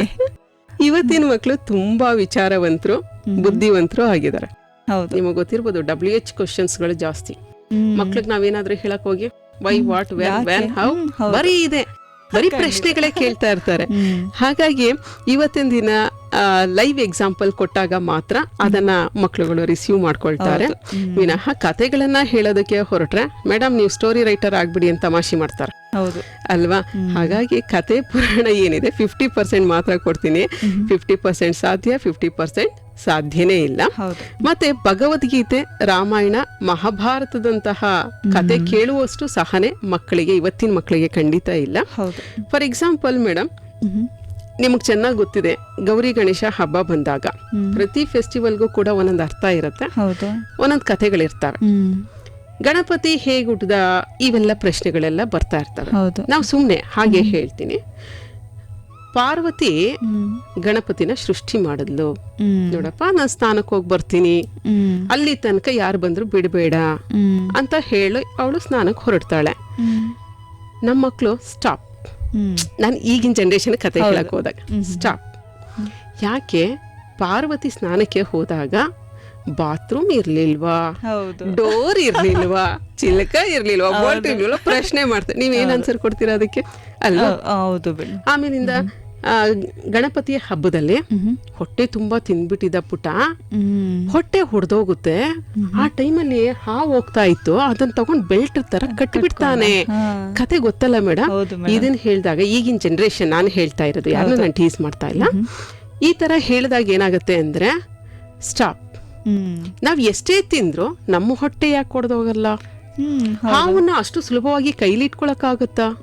ಗಣಪತಿ ವಾಹನ ಅಂದ್ರೆ ಇಲಿ ಅಂತ ಹೇಳ್ತಿರಲ್ಲ, ಇಲಿ ಮೇಲೆ ಅಷ್ಟು ದೊಡ್ಡ ಹೊಟ್ಟೆ ಇಟ್ಕೊಂಡಿರ್ತಕ್ಕಂಥ ಗಣಪತಿ ಕುತ್ಕೊಂಡು ಹೋಗಕ್ಕಾಗತ್ತಾ? ಹೌದು, ಆಯ್ತಾ? ಅದಕ್ಕೆ ನಾನು ಹೇಳಿದೆ, WH ಕ್ವಶನ್ಸ್ಗಳು ಜಾಸ್ತಿ ಇರ್ತವೆ. ಈ ಪ್ರಶ್ನೆಗಳಿಗೆ ನಾವು ಉತ್ತರ ಕೊಡಕ್ಕೆ ಸಾಧ್ಯನೇ ಇಲ್ಲ. ಸೊ ಹಾಗಾಗಿ ಇವತ್ತಿನ ದಿನ ಮಕ್ಕಳು ತುಂಬಾ ಪ್ರಾಕ್ಟಿಕಲ್ ಆಗಿದ್ದಾರೆ, ಪ್ರೆಸೆಂಟ್ ಮೈಂಡ್ ಅಲ್ಲಿ ಇರ್ತಾರೆ. ನಾವ್ ಏನ್ ಕಣ್ಣಲ್ಲಿ ನಾವು ನೋಡಿರ್ತೀವಿ ಅದನ್ನ ಮಾತ್ರ ಅವ್ರು ನಂಬ್ತಾ ಇರ್ತಾರೆ. ಸೊ ಹಾಗಾಗಿ ನಮ್ಮ ಭಾರತ ಸಂವಿಧಾನದಲ್ಲಿ ಸೆಕ್ಯುಲರ್ ಸ್ಟೇಟ್ ಅಂತ ನಾವು ಡಿಕ್ಲೇರ್ ಮಾಡ್ಕೊಂಡಿರೋದು, ಜಾತ್ಯತೀತ ರಾಷ್ಟ್ರ. ನೋಡಪ್ಪ, ನೀನ್ ಯಾವ ಧರ್ಮದಲ್ಲಾದ್ರೂ ಇರೋ, ಯಾವ ದೇವರನ್ನಾದ್ರೂ ನಂಬುವ, ಕತೆಗಳನ್ನ ನಂಬೋದು ಬಿಡೋದು ನಿನಗ್ ಬಿಟ್ಟಂತಹ ವಿಚಾರ. ಈ ವಿಚಾರದಲ್ಲಿ ನಾನು ಖಂಡಿತ ಯಾರು ಇಂಟರಪ್ಟ್ ಆಗಂಗಿಲ್ಲ. ಹಾಗಾಗಿ ಕತೆಗಳು, ಪುರಾಣಗಳು ಇವತ್ತಿನ ಜನರೇಷನ್ ಅಲ್ಲಿ ಸಂಸ್ಕಾರ ಬೆಳೆಸುತ್ತೆ ಅನ್ನೋದು 50% ಸಾಧ್ಯ, 50% ಸಾಧ್ಯ ಇಲ್ಲ. ಖಂಡಿತ ಮೇಡಮ್. ಹಾಗೇನೆ ಈಗ ಮಕ್ಕಳಲ್ಲಿ ಶಿಸ್ತು ಬೆಳೆಸೋದಕ್ಕೆ ಯಾವೆಲ್ಲ ಕ್ರಮಗಳು ಅಗತ್ಯ? ಮೇಡಮ್, ಮಕ್ಕಳಲ್ಲಿ ಶಿಸ್ತು ಅನ್ನೋದು ಮನೆಯಿಂದಲೇ ಪ್ರಾರಂಭ ಆಗಬೇಕು. ನಾನು ಈಗಾಗಲೇ ಹೇಳಿರೋ ಹಾಗೆ ಮಕ್ಕಳು ಕೇಳಿ ಕಲಿಯುವುದಕ್ಕಿಂತ ನೋಡಿ ಕಲಿಯುವುದೇ ಹೆಚ್ಚಾಗಿದೆ. ಹಾಗಾಗಿ ಪೋಷಕರು ತಮ್ಮ ದಿನನಿತ್ಯದ ಜೀವನದಲ್ಲಿ ಶಿಸ್ತನ್ನು ಅಳವಡಿಸ್ಕೊಂಡ್ರೆ ಮಗು ಕೂಡ ತನ್ನ ಜೀವನದಲ್ಲಿ ಶಿಸ್ತನ್ನ ಅಳವಡಿಸ್ಕೊಳ್ಳುತ್ತೆ. ಫಾರ್ ಎಕ್ಸಾಂಪಲ್, ಎಜುಕೇಶನ್ ಸಿಸ್ಟಮ್ ಬಗ್ಗೆ ನಾನು ಜಪಾನ್ ದೇಶದಲ್ಲಿ ಹೇಳ್ತಾ ಇದ್ದೆ. ಮಗು 6ನೇ ತರಗತಿಯವರೆಗೆ ಮೇಡಮ್ ಜಪಾನ್ ದೇಶದಲ್ಲಿ ಪೋಷಕರು ಎಷ್ಟೇ ಶ್ರೀಮಂತರಾಗಿದ್ರು ಕೂಡ ಮಕ್ಕಳು ನಡೆದೇ ಹೋಗ್ಬೇಕು ಶಾಲೆಗೆ. ನಮ್ಮಲ್ಲಿ ಆತರ ಇಲ್ಲ. ಖಂಡಿತ ಇಲ್ಲ ಮೇಡಮ್, ಅಲ್ವಾ? ಆಮೇಲೆ ಇತ್ತೀಚೆಗೆ ಒಂದು ಫ್ಲೈಟ್ ಆಕ್ಸಿಡೆಂಟ್ ಆಯ್ತು ಮೇಡಮ್ ಜಪಾನ್ ದೇಶದಲ್ಲಿ. ಅಲ್ಲಿ ಕಂಡಂತಹ ಪ್ರತ್ಯಕ್ಷದರ್ಶಿಗಳು ಹೇಳಿರುವಂತಹದ್ದು, ಫ್ಲೈಟ್ ಆಕ್ಸಿಡೆಂಟ್ ಆದಾಗ ಅಲ್ಲಿನ ಪ್ಯಾಸೆಂಜರ್ಗಳಿದಾರಲ್ಲ ಮೇಡಮ್, ಡಿಸಿಪ್ಲಿನ್ ಅನ್ನೋದಕ್ಕೆ ನಾನು ಹೇಳ್ತಾ ಇರೋದು, ಕ್ಯೂ ಸಿಸ್ಟಮ್ ಅಲ್ಲಿ ಸಾಲಿನಲ್ಲಿ ಒಬ್ರಾದ್ಮೇಲೆ ಒಬ್ರು ಕೆಳಗಡೆ ಇಳಿದು ಬಂದ್ರು. ಅಲ್ಲಿ ಫ್ಲೈಟ್ ಡ್ಯಾಮೇಜ್ ಆಯ್ತೆ ವಿನಃ ಒಂದು ಪ್ರಾಣ ಹಾನಿ ಆಗ್ಲಿಲ್ಲ. ಆಯ್ತಾ. ನಮ್ಮಲ್ಲಾದ್ರೆ ಏನಾಗ್ತಿತ್ತು ಹೇಳಿ, ಹೌದು, ಬೈಕ್ ಒಳಗಡೆ ಬಿದ್ದಿದ್ದಾರೆ ಅಂದ್ರೆ ಅವ್ರನ್ನೇ ತುಂಬ್ಕೊಂಡು ಹೋಗ್ತಾ ಇದ್ರು. ಲೈಟ್ ಆಕ್ಸಿಡೆಂಟ್ ಅನ್ನೋದಕ್ಕಿಂತ ಹೆಚ್ಚಾಗಿ ಕಾಲ್ ತುಳಿತಕ್ಕೆ ಹೋದವರೇ ಜಾಸ್ತಿ ಆಗ್ತಾ ಇದ್ರು. ಎಂತ ಸಿಚುಯೇಷನ್ ಅಲ್ಲೂ ಕೂಡ ಅವರು ಡಿಸಿಪ್ಲಿನ್ ಅನ್ನ ಮರೆಯಲ್ಲ ಜಪಾನ್ ದೇಶದಲ್ಲಿ. ಸೊ ಹಾಗಾಗಿ ಡಿಸಿಪ್ಲಿನ್ಗೆ ಮತ್ತೊಂದು ಹೆಸರು ಜಪಾನ್. ನಮ್ಮ ಮಕ್ಕಳಲ್ಲಿ ಎಂತ ಸಿಚುಯೇಷನ್ ಅಲ್ಲೂ ಡಿಸಿಪ್ಲಿನ್ ಫಾಲೋ ಮಾಡ್ಬೇಕಾಗತ್ತೆ ಅಲ್ವಾ? ಹೌದು ಮೇಡಮ್. ಮೇಡಮ್, ಹಾಗೇನೆ ಈಗ ಸಂಸ್ಕಾರವು ಮಕ್ಕಳ ಭವಿಷ್ಯವನ್ನ ಹೇಗೆ ಪ್ರಭಾವಿಸುತ್ತೆ? ಸಂಸ್ಕಾರವಂತ ಮಕ್ಕಳ ಒಂದು ಭವಿಷ್ಯ ಏನಿರುತ್ತೆ ಮೇಡಮ್, ಅದು ಉಜ್ವಲವಾಗಿರುತ್ತೆ. ಯಾವ ಮಕ್ಕಳಲ್ಲಿ ಸಂಸ್ಕಾರ ಇರುತ್ತೋ ಆ ಮಕ್ಕಳು ಫ್ಯೂಚರ್ ತುಂಬಾ ಬ್ರೈಟ್ ಆಗಿರುತ್ತೆ, ಉಜ್ವಲವಾಗಿರುತ್ತೆ. ಮಕ್ಕಳಲ್ಲಿ ಸಂಸ್ಕಾರ ಇದ್ದಾಗ ಸಮಾಜ ಅವರನ್ನ ಗೌರವಿಸುತ್ತೆ. ಸಮಾಜದಲ್ಲಿ ಅವ್ರಿಗೆ ವಿಶೇಷವಾದಂಥ ಒಂದು ಗೌರವ ಇರುತ್ತೆ. ಸಂಸ್ಕಾರ ಇರ್ತಕ್ಕಂಥ ಮಕ್ಕಳಿಗೆ ಭವಿಷ್ಯದ ಬಗ್ಗೆ ಭಯ ಇರೋದಿಲ್ಲ, ಬದಲಾಗಿ ಭರವಸೆ ಇರುತ್ತೆ. ಹೌದು. ಸೊ ಹಾಗಾಗಿ ಸಂಸ್ಕಾರ ಅನ್ನುವಂಥದ್ದು ಖಂಡಿತ ಮಕ್ಕಳ ಭವಿಷ್ಯವನ್ನ ಉಜ್ವಲವಾಗಿ ರೂಪಿಸುತ್ತೆ ಮೇಡಮ್. ಖಂಡಿತ ಮೇಡಮ್. ಮೇಡಮ್, ಇವಾಗ ತಾನೇ ನಾವು ಮಾತಾಡಿದ್ವಿ ಅಂದರೆ ಒಳ್ಳೆಯ ಸ್ನೇಹ ಬಳಗ ಹೇಗಿರಬೇಕು ಅನ್ನೋದು. ಆದರೆ ಮಕ್ಕಳು ನೋಡೋದಾದರೆ ಒಳ್ಳೆ ಸ್ನೇಹಿತರು, ಈಗ ನಾವು ಒಳ್ಳೆ ಸಂಸ್ಕಾರ ಕಲಿತ್ವಿ ಅಂದರೆ ನಮ್ಮ ಜೊತೆಗಿರೋರು ಕೂಡ ಅದನ್ನು ಫಾಲೋ ಮಾಡ್ತಾರೆ. ಸ್ನೇಹ ಬಳಗದಲ್ಲಿ ಒಬ್ಬರು ಅಕಸ್ಮಾತ್ ಬೇರೆ ಅಭ್ಯಾಸಗಳನ್ನ ಇಟ್ಕೊಂಡ್ರು ಅಂತಂದ್ರೂ ಅಷ್ಟು ಜನ ಯಾರು ಸ್ನೇಹ ಬಳಗದಲ್ಲಿ ಇರ್ತಾರೆ ಅವರು ಕೂಡ ದಾರಿ ತಪ್ಪುವಂಥ ಕೆಲಸಗಳು ನಡೀತಾ ಇರುತ್ತೆ. ಹಾಗಿದ್ರೆ ಒಳ್ಳೆಯ ಸ್ನೇಹ ಬಳಗ ಮಕ್ಕಳ ಸಂಸ್ಕಾರಕ್ಕೆ ಹೇಗೆ ಸಹಾಯ ಮಾಡುತ್ತೆ? ಒಳ್ಳೆಯ ಸ್ನೇಹ ಬಳಗ ಮಕ್ಕಳ ಸಂಸ್ಕಾರಕ್ಕೆ ಖಂಡಿತ ಸಹಾಯ ಮಾಡುತ್ತೆ ಮೇಡಮ್. ಯಾಕಂತ ಹೇಳಿದ್ರೆ ಒಳ್ಳೆ ಸಂಸ್ಕಾರ ಇದ್ದಾಗ ಭಗವಂತನೇ ನಮ್ಮ ಜೊತೆಗಿರ್ತಾನೆ. ಖಂಡಿತ ಅಲ್ವಾ? ನಾವೊಬ್ಬರಿಗೆ ಸಹಾಯ ಮಾಡಿದ್ರೆ ಅಥವಾ ಒಬ್ಬರನ್ನ ಬೆಳೆಸಿದರೆ ಭಗವಂತ ನಮ್ಮನ್ನ ಬೆಳೆಸ್ತಾನೆ ಅನ್ನೋದು ನನ್ನ ವೈಯಕ್ತಿಕ ನಂಬಿಕೆ ಹಾಗೂ ವೈಯಕ್ತಿಕ ಅನುಭವ ಮೇಡಮ್. ಸ್ನೇಹ ಅನ್ನೋದು ರಕ್ತ ಸಂಬಂಧವನ್ನ ಮೀರಿದ್ದು. ಅಕ್ಷಯ ಪಾತ್ರ ಇದ್ದಾಗೆ ಎಷ್ಟು ಜನಕ್ಕೆ ಬೇಕಾದರೂ ನೀವು ಸ್ನೇಹವನ್ನ ಕೊಡ್ಬೋದು. One of the best example madam, ನನ್ನ ತಮ್ಮನ ಫ್ರೆಂಡ್, ಅವರು DC ಆಗಿ ವರ್ಕ್ ಮಾಡ್ತಾ ಇದ್ದಾರೆ ಬ್ಯಾಂಗ್ಳೂರ್ನಲ್ಲಿ, ಮಂಜುನಾಥ್ ಅಂತ ಹೇಳಿ. ಇನ್ನೊಬ್ರು ಲಾಯರ್ ಆಗಿ ಅಡ್ವೊಕೇಟ್ ಆಗಿ ಶಶಿಧರ್ ಅಂತ ಹೇಳಿ ಕೆಲಸ ಮಾಡ್ತಾ ಇದ್ದಾರೆ. ತಮ್ಮನ ಫ್ರೆಂಡ್ಸು ನನ್ನ ಸ್ಪೆಷಲ್ ಲೆಕ್ಚರ್ಸ್ಗೆ ಅವರಿಬ್ಬರನ್ನು ಕೂಡ ಕರೆಸಿದ್ದೆ. ಸಾಧ್ಯವಾದರೆ ಒಂದು ಅಡ್ಮಿನಿಸ್ಟ್ರೇಷನ್ ಈಗೆಲ್ಲ ಫೋಕ್ಸ್ ಇದೆಯಲ್ಲ ಅದ್ರ ಬಗ್ಗೆ ನೀವು ಕೂಡ ಕರೆಸಿ ಮಾತಾಡ್ಬೋದು. ಭಾಳ ಚೆನ್ನಾಗಿ ಮಾತಾಡ್ತಾರೆ ಮೇಡಮ್ ಅವರು. ಇವರಿಬ್ರು ಸ್ನೇಹದ ಬಗ್ಗೆ ಒಂದು ಎಕ್ಸಾಂಪಲ್ ಕೊಟ್ಬಿಡ್ತೀನಿ ಮೇಡಮ್, ಬೇಜಾರು ಮಾಡ್ಕೋಬೇಡಿ. ಮಂಜುನಾಥ್ ಅನ್ನೋರು ಮೇಡಮ್ ಬೆಂಗಳೂರಿನಲ್ಲಿದ್ರು. ಇವ್ ಜಸ್ಟ್ ಇಮ್ಯಾಜಿನೇಷನ್. ಶಶಿಧರ್ ಅನ್ನೋರು ಡೆಲ್ಲಿ ಸುಪ್ರೀಂ ಕೋರ್ಟ್ ಅಲ್ಲಿ ಕೆಲಸ ಮಾಡ್ತಾ ಇದ್ರು. ಮಂಜು ಫೋನ್ ಮಾಡ್ತಾರೆ, KS ಕಾಲ್ಫರ್ ಮಾಡಿದ್ದಾರೆ, ನನ್ನ ಹತ್ರ ಸೋರ್ಸಸ್ ಇಲ್ಲ. ಆಗಿಲ್ಲ, ಮೊಬೈಲ್ ಇರಲಿಲ್ಲ ಮೇಡಮ್. ಆಯ್ತಾ, ನನ್ನ ಹತ್ರ HK ಸೋರ್ಸಸ್ ಇಲ್ಲ, very short time, at any cost ನಾನು KS ಪಾಸ್ ಮಾಡಲೇಬೇಕು ಅಂತ. ಶಶಿಧರ್ ಹೇಳ್ತಾರೆ, ಇಲ್ಲ ನೀನು ಯೋಚನೆ ಮಾಡಬೇಡ, ನೀನು ಯಾವಾಗ ಫ್ರೀ ಆಗ್ತೀಯಾ ಆಗೆಲ್ಲ ನನಗೆ ನೀನು ಕಾಲ್ ಮಾಡು. ನಾನು ಕಾಲ್ ಮಾಡಿದಾಗ ನನ್ನ ಹತ್ರ ಒಳ್ಳೊಳ್ಳೆ ಪುಸ್ತಕಗಳಿದಾವೆ, ಒಂದಷ್ಟು ವಿಚಾರಗಳನ್ನ ನಾನು ತಿಳ್ಕೊಂಡಿದ್ದೀನಿ, ಅದು ನಾನು ಹೇಳ್ತಾ ಹೋಗ್ತೀನಿ, ಯು ಜಸ್ಟ್ ಲಿಸನ್, ಕೇಳಿಸ್ಕೊತಾ ಹೋಗು ಅಂತ. ಶಶಿಧರ್ ಆ ಕಡೆಯಿಂದ ಮಾತಾಡ್ತಾರೆ ಮೇಡಮ್, ಇಲ್ಲಿ ಮಂಜುನಾಥ್ ಕೇಳಿಸ್ಕೋತಾರೆ. ಅವರು ಓದಿದಕ್ಕಿಂತ ಕೇಳಿಸ್ಕೊಂಡಿದ್ದು ಜಾಸ್ತಿ. ನಾವ್ ಯಾವಾಗ್ಲೂ ಗುಡ್ ಲಿಸನರ್ ಆಗ್ಬೇಕು ಅಲ್ವಾ? KS ಎಕ್ಸಾಮ್ ಬರೀತಾರೆ, ಮಂಜುನಾಥ್ KS ಎಕ್ಸಾಮ್ ಪಾಸ್ ಮಾಡ್ತಾರೆ. ಇವತ್ತು DC ಆಗಿ ವರ್ಕ್ ಮಾಡ್ತಾ ಇದ್ದಾರೆ ಬೆಂಗಳೂರಿನಲ್ಲಿ ಮೇಡಮ್. ಸಾಧ್ಯವಾದ್ರೆ ಅವ್ರನ್ನ ಕರೆಸಿ ತುಂಬಾ ಚೆನ್ನಾಗಿ ಮಾತಾಡ್ತಾರೆ. ಒಳ್ಳೆ ಸ್ನೇಹಿತರು ಅಂತ ಗೊತ್ತಾಯ್ತು. ಸ್ನೇಹಕ್ಕೆ ನಾನು ಎಕ್ಸಾಂಪಲ್ ಕೊಟ್ಟಿದ್ದು ಅಲ್ವಾ? ಈ ಶಶಿಧರ ಅನ್ನೋರು ಹಳ್ಳಿನಲ್ಲಿ ಹುಟ್ಟಿರೋದು ಮೇಡಮ್. ಹುಣಸೂರ್ ಹತ್ರ ಒಂದು ಹಳ್ಳಿ ಇದೆ, ಅಲ್ಲೂ ಹುಟ್ಟಿದ್ದು. ನಾವ್ ಇವತ್ತಿಗೂ ಕೂಡ ಸುಪ್ರೀಂ ಕೋರ್ಟ್ ನೋಡಕ್ಕಾಗುತ್ತೋ ಇಲ್ವೋ, ಹಾರ್ಡ್ ವರ್ಕರ್. ನಾನು ಹೇಳ್ತಾ ಇರೋದು, ಸುಪ್ರೀಂ ಕೋರ್ಟ್ಗೆ ಹೋಗಿ ಅಲ್ಲಿ ಆರ್ಗ್ಯುಮೆಂಟ್ ಮಾಡ್ತಾರೆ ಕನ್ನಡ ಮೀಡಿಯಂ ಒಬ್ಬ ಸ್ಟೂಡೆಂಟ್ಸ್ ಅಂತ ಹೇಳಿದ್ರೆ ಅವ್ರ ನಾಲೆಡ್ಜ್ ಯಾವ ಲೆವೆಲ್ಗಿದೆ ಅನ್ನೋದನ್ನ ಯೋಚನೆ ಮಾಡಿ. ಸ್ನೇಹ ಅಂದ್ರೆ ಇದು ಮೇಡಮ್. ನಾನು ಬಹಳ ಖುಷಿ ಪಡ್ತೀನಿ. ಅವರಿಬ್ರು ಕೂಡ ನನ್ನ ಅಕ್ಕ ಅಂತಾನೆ ಕರೆಯೋದು, ಯಾಕಂದ್ರೆ ನನ್ನ ತಮ್ಮನ ಫ್ರೆಂಡ್ಸ್ ಅವರಿಬ್ರು. ಆ ಫ್ರೆಂಡ್ ಸರ್ಕಲ್ ಆ ತರ ಇದೆ ಮೇಡಮ್. ಒಬ್ರು ಏನಾದ್ರೂ ಕಷ್ಟದಲ್ಲಿ ಇದಾರೆ ಅಂತ ಹೇಳಿದ್ರೆ ಈ ಜೇನು ಹುಳುಗಳ ತರ ತುಂಬ್ಕೊಂಡ್ಬಿಡ್ತಾರೆ, ಕೈ ಜೋಡಿಸ್ತಾರೆ. ಸೊ ಹಾಗಾಗಿ ಯಾವಾಗ್ಲೂ ಕೂಡ ಸ್ನೇಹ ಏನು ಒಳ್ಳೆತನ ಇರುವವರ ಸ್ನೇಹ ಮಾಡೋದು ಕೂಡ ಒಂದು ಸಂಸ್ಕಾರ ಅನ್ನೋದು ನನ್ನ ಅಭಿಪ್ರಾಯ ಮೇಡಮ್. ಹೌದು ಮೇಡಮ್, ಒಂದು ಒಳ್ಳೆ ಎಕ್ಸಾಂಪಲ್ ನೀಡಿದ್ರಿ ಸ್ನೇಹ ಅಂದ್ರೆ ಹೇಗಿರ್ಬೇಕು ಅನ್ನೋದ್ರ ಬಗ್ಗೆ. ಮ್ಯಾಮ್, ಹಾಗೇನೆ ಈಗ ಸಮಾಜದಲ್ಲಿ ಉತ್ತಮ ನಾಗರಿಕರನ್ನಾಗಿ ಬೆಳೆಸೋದಕ್ಕೆ ಸಂಸ್ಕಾರ ಏಕೆ ಅಗತ್ಯ? ಖಂಡಿತ ಮೇಡಮ್, ಯಾಕಂದ್ರೆ ನಾವು ಬದುಕ್ತಾ ಇರೋದೇ ಸಮಾಜದಲ್ಲಿ. ಹೌದು, ಸಮಾಜದಲ್ಲಿ ಇತರರ ಜೊತೆಗೆ ನಾವು ಬದುಕಲೇಬೇಕು. ಸಮಾಜವನ್ನ ಬಿಟ್ಟು ಬದುಕಲು ಸಾಧ್ಯನೇ ಇಲ್ಲ. ಅರಿಸ್ಟಾಟಲ್ ಹೇಳ್ತಾರೆ, ಸಮಾಜವನ್ನ ಬಿಟ್ಟು ಬದುಕೋದಕ್ಕೆ ನಿನ್ನಿಂದ ಸಾಧ್ಯ ಇಲ್ಲ. ಸಮಾಜವನ್ನ ಬಿಟ್ಟು ಬದುಕ್ತೀನಿ ಅಂತ ನೀನು ಹೊರಟಿದ್ದೆ ಆದ್ರೆ ಒಂದು ದೇವರಾಗಿರಬೇಕು, ಇಲ್ಲ ಮೃಗವಾಗಿರಬೇಕು. ಹಾಗಾಗಿ ನಾನು ಈ ಸಮಾಜದ ಮಧ್ಯದಲ್ಲಿ ಇತರರ ಜೊತೆಗೆ ನಾನು ಬದುಕ್ತಾ ಇದ್ದೀನಿ ಅಂತ ಹೇಳಿದ್ರೆ, ಈ ನಾನು ಉತ್ತಮ ನಾಗರಿಕನಾಗಿ ಬೆಳಿಬೇಕು, ಬದುಕಬೇಕು ಅಂತ ಹೇಳಿದ್ರೆ ಸಂಸ್ಕಾರ ಅನ್ನುವಂಥದ್ದು ಪ್ರತಿಯೊಬ್ಬ ವ್ಯಕ್ತಿಗೂ ಬಹಳ ಮುಖ್ಯವಾಗುತ್ತೆ ಹೌದು ಮೇಡಮ್. ಮೇಡಮ್. ಮ್ಯಾಮ್, ಹಾಗಾದ್ರೆ ಮಕ್ಕಳ ಜೀವನದಲ್ಲಿ ಸಂಸ್ಕಾರದ ಮಹತ್ವ ಏನಾಗಿರುತ್ತೆ? ಸಂಸ್ಕಾರ ಮತ್ತು ವ್ಯಕ್ತಿತ್ವ ಇವೆರಡೂ ಕೂಡ ಒಂದೇ ನಾಣ್ಯದ ಎರಡು ಮುಖಗಳು ಇದ್ದ ಹಾಗೆ madam. 2 faces of the same coin ಅಂತ ಹೇಳಿ ಕರೀತೇವೆ. ಇವೆರಡರ ನಡುವೆ ಅಂತಹ ದೊಡ್ಡ ವ್ಯತ್ಯಾಸ ಏನನ್ ಕಂಡು ಬರ್ತಾ ಇಲ್ಲ. ಸಂಸ್ಕಾರ, ವ್ಯಕ್ತಿತ್ವ ಅಂತ ವ್ಯತ್ಯಾಸ ಏನು ಕೂಡ ನನಗೆ ಕಂಡು ಬರ್ತಾ ಇಲ್ಲ. ಮಕ್ಕಳಲ್ಲಿ ಸಂಸ್ಕಾರ ಇದೆ ಅಂದ್ರೆ ವ್ಯಕ್ತಿತ್ವದ ವಿಕಾಸ ಆಗ್ತಾ ಇದೆ ಅಂತ ಹೇಳಿ ಅದರ ಅರ್ಥ. ವ್ಯಕ್ತಿತ್ವದ ವಿಕಾಸ ಆಗಿದೆ ಅಂದ್ರೆ ಆ ಮಗುವಿನಲ್ಲಿ ಸಂಸ್ಕಾರ ಇದೆ ಅಂತ ಹೇಳಿ ಅದರ ಅರ್ಥ. ಹಾಗಾಗಿ ವ್ಯಕ್ತಿ ಮತ್ತು ವ್ಯಕ್ತಿತ್ವಕ್ಕೆ ಏನ್ ವ್ಯತ್ಯಾಸ ಅಂತ ಹೇಳಿದ್ರೆ, ವ್ಯಕ್ತಿ ಸಾಯ್ತಾನೆ ಆದ್ರೆ ವ್ಯಕ್ತಿತ್ವ ಸಾಯಲ್ಲ. ಖಂಡಿತ. One of the best example Swami Vivekananda, doctor APJ Abdul Kalam, Puneeth Rajkumar. Simple ಆಗಿ ಒಂದೊಂದು ಲೈನ್ ಅಲ್ಲಿ ಎಕ್ಸಾಂಪಲ್ ಹೇಳ್ಬಿಡ್ತೀನಿ. ಸ್ವಾಮಿ ವಿವೇಕಾನಂದ ಅಮೆರಿಕದ ಚಿಕಾಗೋದಲ್ಲಿ ಅವರು ಭಾಷಣವನ್ನ ಮಾಡ್ತಿರ್ತಾರೆ, ಗೊತ್ತಿದೆ ಅದು ನಿಮ್ಗೆ.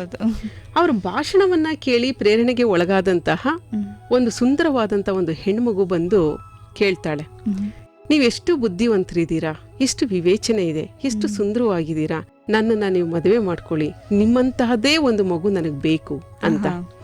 ತಕ್ಷಣ ಸ್ವಾಮಿ ವಿವೇಕಾನಂದ ಹೇಳ್ತಾರೆ, ಅಮ್ಮ ಅದಕ್ಕೆಲ್ಲ ತುಂಬಾ ಸಮಯ ತಗೊಳುತ್ತೆ, ನಾನೇ ನಿಮ್ಮ ಮಗ, ನೀವು ನನ್ನ ತಾಯಿ ಅಂತ, ನನಗೆ ಈ ಮಗನಿಗೆ ಒಳ್ಳೇದಾಗ್ಲಿ ಅಂತ ಹೇಳಿ ಆಶೀರ್ವಾದ ಮಾಡಿ ಅಂತ ತಕ್ಷಣ ಆ ಹೆಣ್ಣು ಮಗುವಿನ ಕಾಲಿಗೆ ಬಿದ್ದು ನಮಸ್ಕಾರ ಮಾಡ್ತಾರೆ. ಇದನ್ನ ಏನ್ ಹೇಳ್ತೀರಾ, ಸಂಸ್ಕಾರ ಅಂತೀರಾ, ವ್ಯಕ್ತಿತ್ವ ಅಂತೀರಾ? ಎಷ್ಟು ದೊಡ್ಡ ಸಂಸ್ಕಾರ ಮೇಡಮ್. ಇವತ್ತಿನ ದಿನ ವ್ಯಕ್ತಿ ಇಲ್ಲ, ಸ್ವಾಮಿ ವಿವೇಕಾನಂದ ಅವ್ರು ನಮ್ಮಲ್ಲಿ ಇಲ್ಲ ಮೇಡಮ್, ಆದ್ರೆ ಅವರ ವ್ಯಕ್ತಿತ್ವ ಜೀವಂತ ಮೇಡಮ್ ಅಲ್ವಾ? ಅದನ್ನ ಇಮ್ಯಾಜಿನ್ ಮಾಡ್ಕೊಳಕ್ಕಾಗಲ್ಲ ಅಲ್ವಾ? ಹಾಗೆ doctor APJ Abdul Kalam. Doctor APJ Abdul Kalam ಅವರು ಒಂದು ಮಲ್ಟಿನ್ಯಾಷನಲ್ ಕಂಪ್ನಿನಲ್ಲಿ ಕೆಲಸ ಮಾಡ್ತಿರ್ತಾರೆ. ಅವರ ಸಬಾರ್ಡಿನೇಟರ್ ಒಬ್ರು ಬಂದ್ಬಿಟ್ಟು ಪರ್ಮಿಷನ್ ಕೇಳ್ತಾರೆ. ಏನ್ ಪರ್ಮಿಷನ್ ಅಂದ್ರೆ, ಇವತ್ತು ಸೈನ್ಸ್ ಎಕ್ಸಿಬಿಷನ್ ಇದ್ದಾರೆ, ಇವತ್ತೇ ಲಾಸ್ಟು, ನಮ್ಮ ಇಬ್ರು ಮಕ್ಕಳನ್ನ ನಾನು ಕರ್ಕೊಂಡು ಹೋಗ್ಬೇಕು ಸರ್, ಮಧ್ಯಾಹ್ನ ಸ್ವಲ್ಪ ಬೇಗ ಹೊರಡ್ತೀನಿ, ದ ಪರ್ಮಿಷನ್ ಕೊಟ್ರಿ ಅಂತ ಕೇಳ್ತಾರೆ. ಆಯ್ತಪ್ಪ ನೀನು ಹೋಗ್ಬೋದು ಅಂತ ಹೇಳ್ತಾರೆ. ಮಧ್ಯಾಹ್ನ ಆಫ್ಟರ್ ಲಂಚ್ ಆಗುತ್ತೆ, ಆಯಪ್ಪ ಬರೋದೇ ಇಲ್ಲ.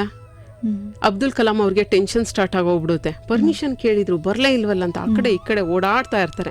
ಕೊನೆಗೆ ಅವ್ರ ಚೇಂಬರ್ ಲಾಕ್ ಮಾಡ್ಬಿಟ್ಟು ಹೊರಟ್ಬಿಡ್ತಾರೆ. ಇವ್ರಿಗೆ ಡ್ಯೂಟಿ ಅವರ್ಸ್ ಮುಗಿಯುತ್ತೆ, ಮನೆಗೆ ಹೋಗ್ತಾರೆ ಸಬಾರ್ಡಿನೇಟರು. ಇಬ್ರು ಮಕ್ಳ ಮಧ್ಯೆ APJ ಅಬ್ದುಲ್ ಕಲಾಂ ಅವರು ಕೂತಿದ್ದಾರೆ. ಮಕ್ಳು ಹ್ಯಾಪಿ ಆಗಿದ್ದಾರೆ. ಸರ್ ನೀವಿಲ್ಲಿ ಅಂತ ಕೇಳ್ತಾರೆ.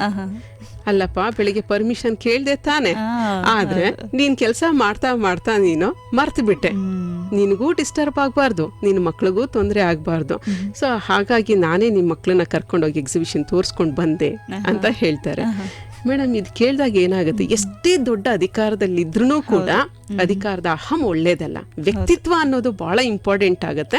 ಸೊ ಹಾಗಾಗಿ APJ ಅಬ್ದುಲ್ ಕಲಾಂ ಏನಿದ್ದಾರೆ ಅವ್ರನ್ನ ನಾವು ಬಹಳ ಮುಗಿಲು ಮುಟ್ಟುವ ಎತ್ತರಕ್ಕೆ ಮನುಷ್ಯತ್ವ ಅವರಲ್ಲಿ ಇತ್ತು. ನೀವು APJ ಅಬ್ದುಲ್ ಕಲಾಂ ಬಗ್ಗೆ ಏನ್ ಗೊತ್ತು ಅಂತ ಹೇಳಿದ್ರೆ, ಮೇಡಮ್ ಪ್ರೆಸಿಡೆಂಟ್ ಆಗಿದ್ರು, ರಾಷ್ಟ್ರಪತಿ ಆಗಿದ್ರು, ಸೈಂಟಿಸ್ಟ್ ಆಗಿದ್ರು, ಸ್ಟೇಟ್ಸ್ಮನ್ ಏನೆಲ್ಲ ಹೇಳ್ಬೋದು, ಆದ್ರೆ ಎಲ್ಲೂ ಅವರೊಬ್ರು ಮುಸ್ಲಿಂ ಅಂತ ಹೇಳೋದೇ ಇಲ್ಲ.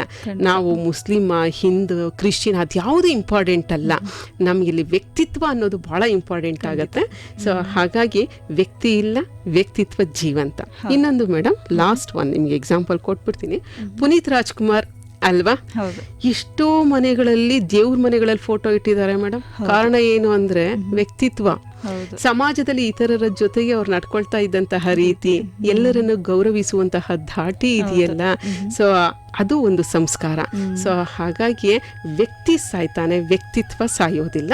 ಸೊ ಹಾಗಾಗಿ ಸಂಸ್ಕಾರ, ವ್ಯಕ್ತಿತ್ವ ಇವೆರಡರ ನಡುವೆ ಅಂತ ವ್ಯತ್ಯಾಸ ಇಲ್ಲ madam. 2 faces of the same coin ಅನ್ನೋದು ನನ್ನ ಅಭಿಪ್ರಾಯ. ಮೇಡಮ್, ಇದುವರೆಗೂ ನಮ್ಮ ಜೊತೆ ಇದ್ದು ಮಕ್ಕಳಲ್ಲಿ ಸಂಸ್ಕಾರ ಉತ್ತಮ ಭವಿಷ್ಯದ ಅಡಿಪಾಯ ಎಂಬ ವಿಚಾರವನ್ನು ನಮ್ಮ ಕೇಳುಗರಿಗೆ ತಿಳಿಸ್ಕೊಟ್ಟಿದ್ದೀರಾ. ಅದಕ್ಕಾಗಿ ಜನಧ್ವನಿ ಪರವಾಗಿ ಹಾಗೂ ಕೇಳುಗರ ಪರವಾಗಿ ಧನ್ಯವಾದಗಳು ಮೇಡಮ್. ಧನ್ಯವಾದಗಳು. ಕೊನೆಯದಾಗಿ ಇನ್ನೊಂದು ಮಾತು ಹೇಳ್ಬಿಡ್ತೀನಿ, ದಯಮಾಡಿ ಪೋಷಕರು ತಮ್ಮ ಮಕ್ಕಳಿಗೆ ಸಂಸ್ಕಾರವನ್ನ ಕೊಡಿ. ಆ ಸಂಸ್ಕಾರನೇ ನಮ್ಮ ಮಕ್ಕಳನ್ನ ರಕ್ಷಣೆ ಮಾಡುತ್ತೆ. ಧನ್ಯವಾದಗಳು ಮೇಡಮ್. ಧನ್ಯವಾದಗಳು ಮೇಡಮ್.